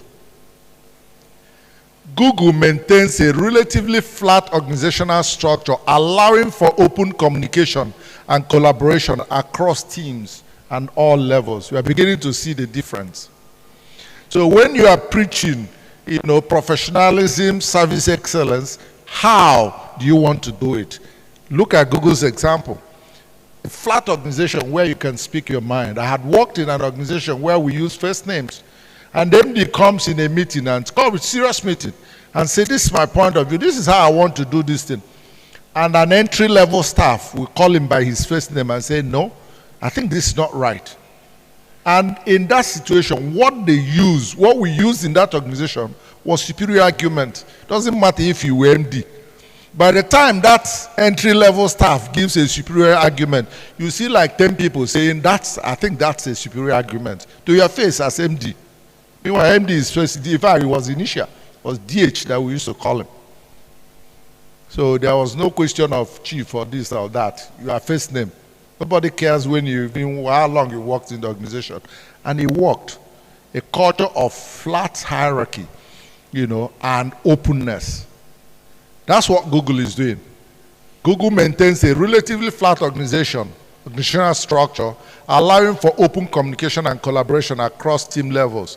This fosters a sense of ownership and empowerment among employees. It encourages individuals to take initiatives. Remember that initiatives are stifled when you make a big noise, a big emphasis on errors or mistakes. Where people are allowed to take initiatives, there will be error. And you must see error for what they are, not stupidity and then you do memo and sack the person because he made error. Where that happens, the next time the need arises for the person to take initiative, he will not. Say, let me do it according to the book, the way they want it done. And then innovation and, just gets stifled. So this fosters a sense of ownership and empowerment among employees. It encourages individuals to take initiatives, share ideas, and contribute to the company's success. Flexibility and autonomy. Google recognizes that individuals have unique working styles and preferences. Employees are given the freedom to structure their workday and the autonomy to make decisions. This flexibility allows employees to find a balance between their personal and professional lives, leading to increased job satisfaction and overall well-being.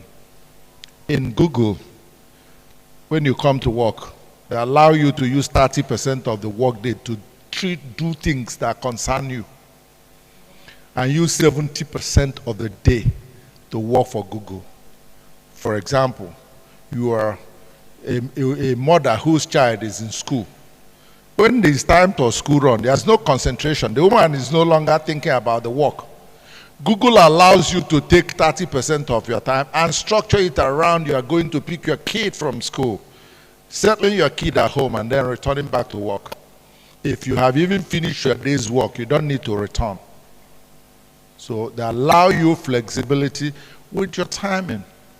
It's an official thing that when you come to work, 30% of the time, you can use it for personal development. 70%, you do their work, subject, of course, meeting the goals that you are given, bottom line.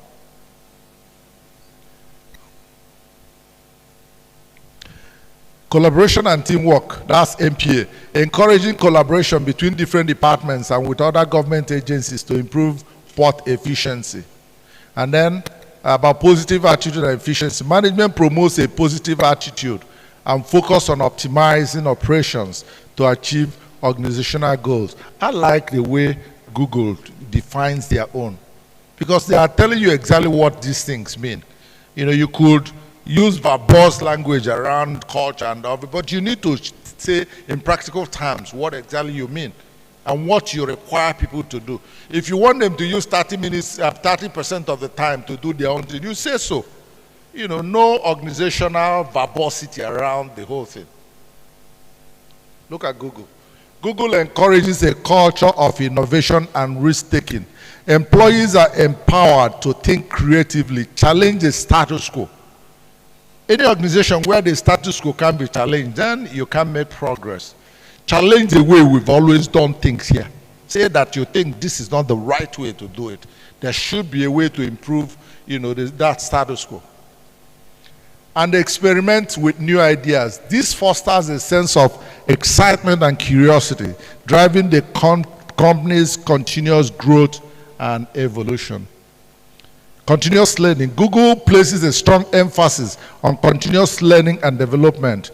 Employees are provided with ample opportunities to expand their skills and knowledge through training programs, workshops, and conferences. This commitment to learning not only benefits individual employees, but also contributes to the organization's ability to stay at the forefront of technological advancement. I mean, this should be clear. If your staff are improving themselves every day, it leads to an overall improvement in the organization. Staff development in NPA involves investing in employee training and development to improve skills and knowledge. Compliance and safety talks about adhering to safety regulations and standards within the port environment. If you look at NPA, their culture has been talking about the organization. Google's culture keeps talking about the individual staff. So that's the difference in the disposition, cultural disposition of the two organizations. One talks about how to improve the well-being of staff with a view to ultimately, I mean, it dovetails ultimately into superior performance for the organization. The other one is saying organization, port efficiency and all that, which the port efficiency will have to be done by individuals who are happy with you and happy with the environment. I mean, that's the point really we're trying to make, juxtaposing the two kinds of culture that we're looking at. Google is committed to creating a diverse and inclusive workplace. The company recognizes that diversity brings different perspectives and ideas, leading to better problem solving and innovation. Google actively promotes diversity through recruitment practices, employee resource groups, and inclusive policies, whether it's about the number of females you have in your organization, whether it's about the mix of the tribal mix, whether it's about, people those who schooled overseas and those who were schooled locally, the organizations. I worked in one. In those days, I was a village boy from the distance. If you are walking along our streets, so heavy funnel like that, more than 60% of the staff schooled in London and America. So you'll be hearing about Harrods. The last time I was in Harrods, the last time I was in this. And those of us that came from the village, we are overall generally intimidated until we decided to also, try to join the Joneses as it were. But you need that kind of diversity. Those who've seen the world and those who also seen the local environment. Some of those ones were born in America, born in UK.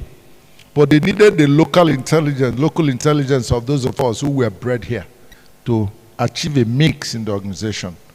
Because if you go to attend to a chief, for example, you need me who had grown up here and understands how to interact with a chief. Carry somebody from London and with all the Harrods mentality, you go there and insult the man.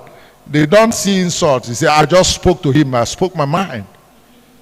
But me, I don't say that insult to chief. So those kind of diversity, you need to look at it in an environment. And Google had that. Google had a lot of females, Let me tell you something, without any negative insinuation, there's something that females do to an organization. There's, a place you need to break an ice. Even the most responsible men in this world respect women. It's not the same way you react to a man when he comes to ask you something, even without any negative intention, that you react to a female. So for those organizations who understand that, they understood that there's need for women in very critical positions in the organization. Not with any negative intention, undertone, but because, yes, women, females, create liveliness in the environment, which affects the way business is done. I mean, I clearly say without negative insinuation. So those kind of diversities, you need to look at it in the organization. It's not every role that you put a man, no matter how good he is. So in Google, they recognize those kind of diversity, and every culture should, recognize the diversity that is required, in the environment. And then transparency and communication. Google values transparency and open communication, regular town hall meetings, feedback channels, and accessible leadership teams ensure that employees feel heard and valued. This fosters trust and collaboration, enabling teams to work together effectively towards common goals. You know, town hall meetings. Those organizations don't do a town hall for waiting. They just give instructions. You do it the way we ask you to do it. But town hall meetings create an environment where people, speak their minds. And not after they've spoken their minds, you set up banana peels for them. It's a genuine environment where people speak their minds and their, what they say, if it turns out to be superior argument, will be used and implemented in the organization. So in summary of MPA's culture and Google's culture, the corporate culture of Nigerian Ports Authority is centered on professionalism, efficiency, and customer service. We said that before. It emphasizes a customer-centric approach, ensuring efficiency and friendly port service, which I disagree with. It's a staff-centric policy culture that supports the kind of thing they want to achieve. When you say you emphasize customer-centric, like we say, the customer is always king. In a way, yes. But I had been to organizations where sometime one woman entered the banking hall and slapped our staff twice for something that was not his fault. If the organization delayed, it's not an individual fault. And it even turned out that it was the lady. Actually, it was some, transaction. It was pulling off, I think, Western Union.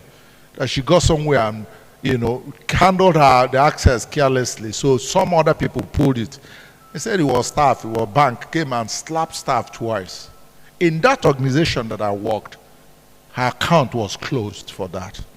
The staff was not allowed to slap back, but the organization closed the account. And in that organization, if you have 20 billion in your account and you slap our staff, they will close the account. Go with your 20 billion. That is respect for staff. In other banking organizations, they will even query the staff, insult him on top of what the customer has done. So, you begin to look at customer-centric, and I had already said that the customer is king. But to what extent? To the point that it dilutes individual dignity of people who work for you. You should draw the line. So when you say customer-centric policy, and I am an advocate of staff-centric, culture, because that's actually what I think works. A strong corporate image is maintained through a formal dress code, while collaboration and team work between departments and agencies enhance operational efficiency. The organization promotes a positive attitude and continuous improvement, investing in staff development, which is really good, through training. Additionally, compliance with safety regulation is key priority to ensure a safe working environment. That's fine. These key elements of Google's culture work together to create an environment where employees feel motivated, supported, empowered, and inspired to give their best. By prioritizing the well-being and satisfaction of employees, Google has built a culture that not only attracts top talents, with emphasis, staff-centric cultures attract top talents, because top talents are like football stars. They have ego. The same way top footballers, the Ronaldos of this world and Messi, they come with ego, a baggage of ego. Top talents in organizations have that kind of ego. No matter how you want to wish it off, they are the best. And they push your bottom line more than other people. So they have some, small pride, if you call it that. So, but this kind of Google's culture attract top talents. But also it drives innovation and success, which we have seen before. Google's culture is built on the belief that happy and engaged employees are more likely to go above and beyond in their work. That's my big emphasis. Happy and engaged employees are more likely to go above and beyond their work. Happy customers, happy staff engenders happy customers. You can't do customer service if you don't have happy staff. They will just be frowning. You know, they won't do anything particularly to staff, but if you see their face, you know, maybe he's thinking about where the next meal or where he's going to, how he's going to send his child to school and all that stuff. Combination of other things. There are people who are irritants no matter what you do. But in speaking broadly, if you think about staff well, it's not just about the money, but giving them that sense of well-being and to be seen and to be heard, not to be seen and not heard. That's what matters. So, you know, that's my big emphasis on Google's culture. They make you feel that you're a human being, and it's work for them. That's one of the organizations that has the biggest, you know, network in the world. And they've been able to make investments across different stratas of, you know, sectors. And it's not for nothing. It's because of their, you know, customer culture. Their corporate culture. So some of the discussions I want to have, how long does it take to clear goods at Nigerian ports? I started that conversation before. 1 week to 3 weeks can take months. International best practice is 24 hours. So with all their customer-centric this thing, and I say this professionally, I don't intend to run them down, but we're just discussing for the purpose of the class. With their customer-centric stuff, blah, blah, blah, we still take 3 weeks to clear goods. If you go to international ports, it's less than 24 hours. You know, sometimes, if it gets to 24 hours, they think it's bad timing, bad timeline. So the customer-centric app, that's the point I want us to look at. And then how long does it take to clear goods at international ports? I talked about that already. How does the organization's culture affect internal ownership of business? We've been talking about that. Do people who work in MPA go about very proud, I'm an MPA staff? I didn't check that. But I think that there's something about making customer the king all the time. And then compare and contrast the cultures of Google and MPA. What are the key areas of difference? We've already discussed that in course of our distance, you know. But I throw that to us. Is there anybody? Okay, before we do that, answer that last question. Let's look at the questions, discussion around Google. Can this culture be implemented in our local environment? Google's culture? What do we think? You can. It will take someone with very developed thought process, mindset, and civility to develop that. And it goes back to senior management that we talked about. You know, if you put me as an MD in an organization today and give me free hand, I will implement Google's culture. I will. Because I have the mindset. I may not be a superstar in other things, but culture, I will develop that Google's kind of culture. So I'm sure, you know, some of us too. But some of us have the hierarchy mindset, kill and throw away kind of thing. You just go there, you are lording it over people, everything. People cannot, who are you to speak? You know, I mean, where are you coming from? How many years have you stayed in this organization? Who is your father, by the way? Where are you coming from? You know, we have that mindset of, do you know who I am? Do you know who I am? You hear that every day.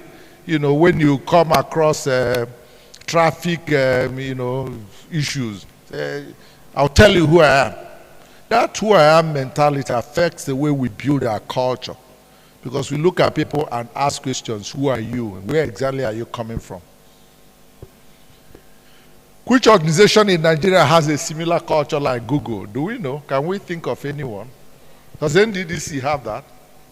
Don't answer that though, before you ask me. Well, it's tough to do that kind of culture. I say this with due respect to us as black people. But actually our mentality will not easily allow the Google kind of thing. We want to hold on to power, we want to call the shots, we want to do all kinds of things as black people.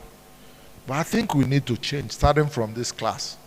It doesn't add much value to you that you hold on tightly to structure and you are harassing everybody's life. When your staff are coming to work, their heart is skipping. I mean, I've been there. When I'm going to, I had one boss, terrible boss. Okay, maybe not call my boss terrible. She was tough. You know, and when I'll be going to work, my heart will be, I'll almost be, you know, panting, shaking. And I've traditionally been a bold person, audacious somewhat. But that woman showed me shaking. You know, due respect to the ladies. It wasn't because she was a lady. It was because she had that mindset. Brought the intimidation at work. Would tell me about the husband's, if I told me that the husband's driver was more intelligent than myself. Imagine your boss telling you that her husband's driver had a better thought process than myself. Meanwhile, we come to work, or she won't come to the office. She will just show up, sign in, and leave. I don't know where she used to go. Until 6 p.m. She will come back 6 p.m. All our major customers will keep asking me, because I was the head of marketing, where is your boss? We've not seen her in 3 months. So after seeing customers and coming back, she will come back by 6 when I'll be ready to go.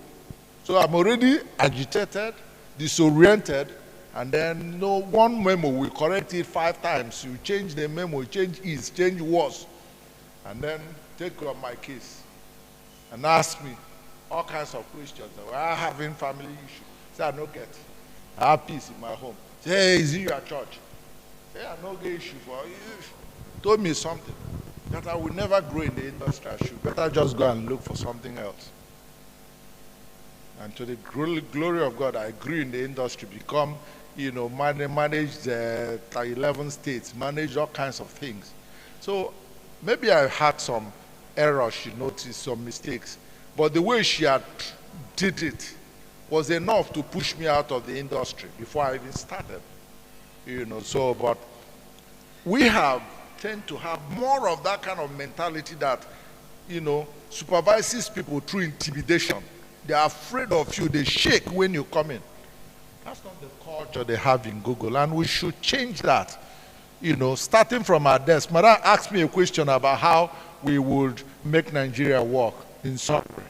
I think it's by one-on-one as individuals, making sure that the people who work with us experience good culture that borders on civility and uprightness.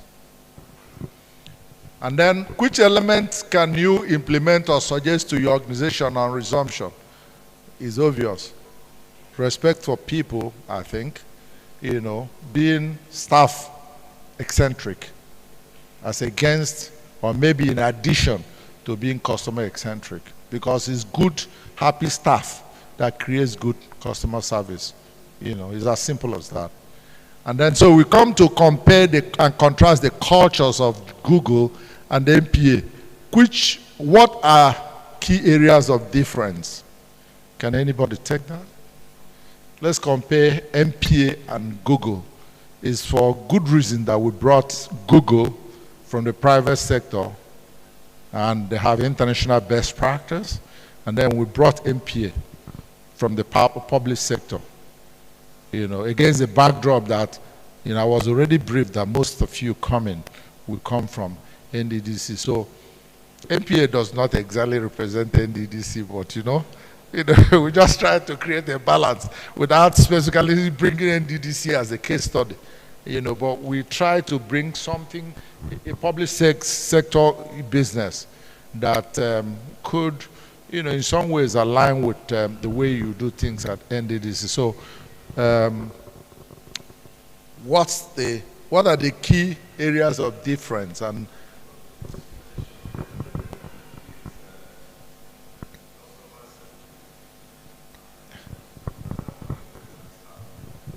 yeah, that's a key difference. MPA is customer centric. Google is, you know, staff centric. employee-centric, if you like. That's a key difference. And also, another key difference might be in bottom line performance. You know, if you judge APA by international standard, they're not doing well. I mean, people bring their goods, come down, 3 months, they've not cleared it. You could call it port congestions and all kinds of things, but bottom line is that people are not getting their goods out of the wharf, and you know it dovetails into you know lows for our economy. I mean, ultimately we all get affected by that. When those things incur demurrage and the traders pay, they will put that demurrage on the goods, and we go to buy and we pay. So it's already a tax engendered by inefficiency on us. And then their goods stay there. Sometimes you can't even get the things you want. So, you know, that's part of the major differences. So let's look at our conclusions. I hope it's been an interesting class. And we're ending by looking at some of the conclusions. Many organizations fail to give their culture the attention it needs, which leads to culture developing on its own. Some organizations don't even think to intentionally craft their culture or develop their culture. So, you know, topsy-turvy, you know, roller coaster, and, you know, the culture just tries to develop on its own. I think that's not right. Potentially moving away from the desired culture that the leadership wants to instill within the organization. So if you allow your culture to develop on its own, they used to say that somebody who does not clearly know where he's going to, anywhere becomes, you know, the destination, right? So if you don't deliberately develop your culture, whatever you get is what you have. And then a toxic organizational culture affects her ability to attract and engage and retain top talents who align with the values and missions of the organization and contribute towards attainment of defined goals. Top talents, apart from the employees themselves, top talents are really the bomb. So if you have good culture, you know, culture of respect and sustainability, top talents will come. And they are the people who actually build organizations. There's an analysis that says that it's actually 30% of the employees that work. Or if you look at the 80-20 rule, 20% of employees do 80% of the work in an organization. The other ones are just eye service people. I hope there's no eye service staff here. We all are among the 20%. They just play politics and go from office to office. 20% do the work in an organization. You know, the other 80% just play politics and, you know, move around. So the last thing will be that a positive culture can foster loyalty, high performance, and attract top talents, while a negative culture can lead to high employee attrition and below par results. Employee attrition, meaning turnover. People will be coming and going if the culture is negative. If the culture is positive, people would stay. Top talents will come and stay. There will be loyalty, there will be high performance. And yes, we talked about top talent with emphasis now. They will come and stay. Thank you. Thank you. Thank you. My name again is Anslem, and I run Selling Real Estate Limited in Lagos.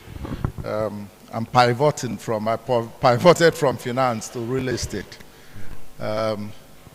So I think when we started, Nat didn't introduce me properly. Nat, where are you? We finished to come and do the proper intro. But thank you. I appreciate the, you know, participation and the attention that I got. It's a very good class, and I look forward to being here again sometime. Thank you. Yeah, I'm done.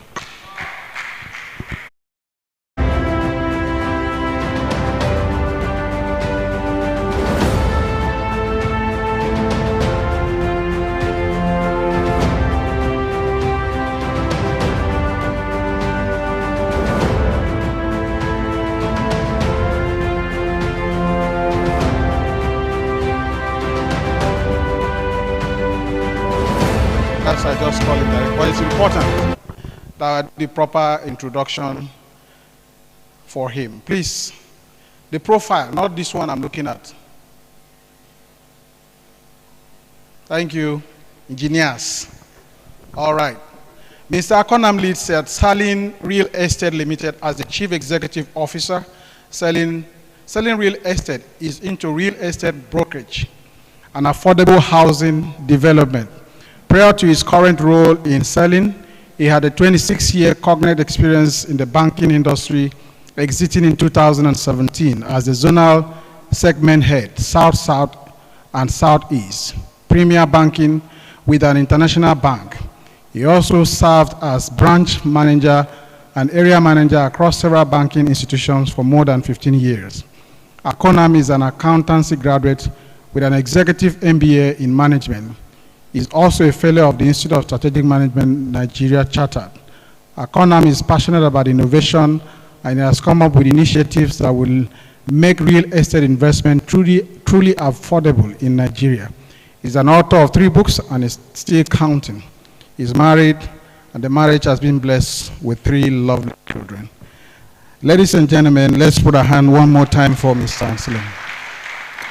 Mr. Anselm has been a family friend and a fellow of the Institute, and I've known him over a decade.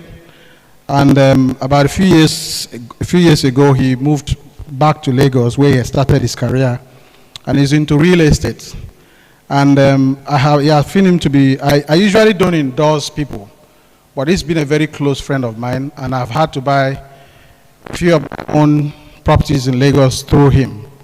He first introduced me before I started dealing directly with him. So if any of you have any reasons to invest in Lagos in the real estate, and you feel his business will be good for you, I will encourage you wholeheartedly to deal with him. He's a trusted person and has integrity to protect your money and your land. So ladies and gentlemen, one more time, let's clap for him. All right, with that out of the way, I would like us to bring this session to a close. I don't know if anybody has you have a question? You don't have a question? You have a question? All right, sir, let's take your question. Please, it's very important. I wouldn't want anybody to leave. There's something I want us to do together as a group after these questions, please. Okay, sir. Talking about regional culture, I want to know, sir, who are the people that their sole responsibility are to drive or implement culture in an organization? Well, typically it's senior management, because the senior management often comes before every other people. So at the inception of organizations, you're likely to have the business initiators, you know, they recruit a managing director if the founder is not managing and or is not leading. And then, you know, they recruit the executive directors and all that if they require those level of staff to run the organization. So that's where you start. And typically it's better to start, you know, crafting of the culture at the onset, so that you won't be a top, you know, top-C, top-V arrangement, you know, haphazard arrangement when you started the organization. So yes, my direct answer is that it's usually top management, because they are there from the onset. But along the way, of course, it evolves where everybody will be part of, you know, ensuring a proper evolution of that culture by making their input, especially depending on the kind of organizations that you run, kind of culture that you've developed. So starting from top management, it dovetails into where all hands will ultimately be on deck to, you know, make sure that the culture evolves and that it works. I don't know if I made sense. Thank you. All right, any other question? All right, ladies and gentlemen, I want to do something. You know, in life, sometimes, you have a question? Okay. You know, you get it right away. They're actually starting to send them on WhatsApp, so you should be able to get it. All right, so in life, there are people who fight despite their challenges.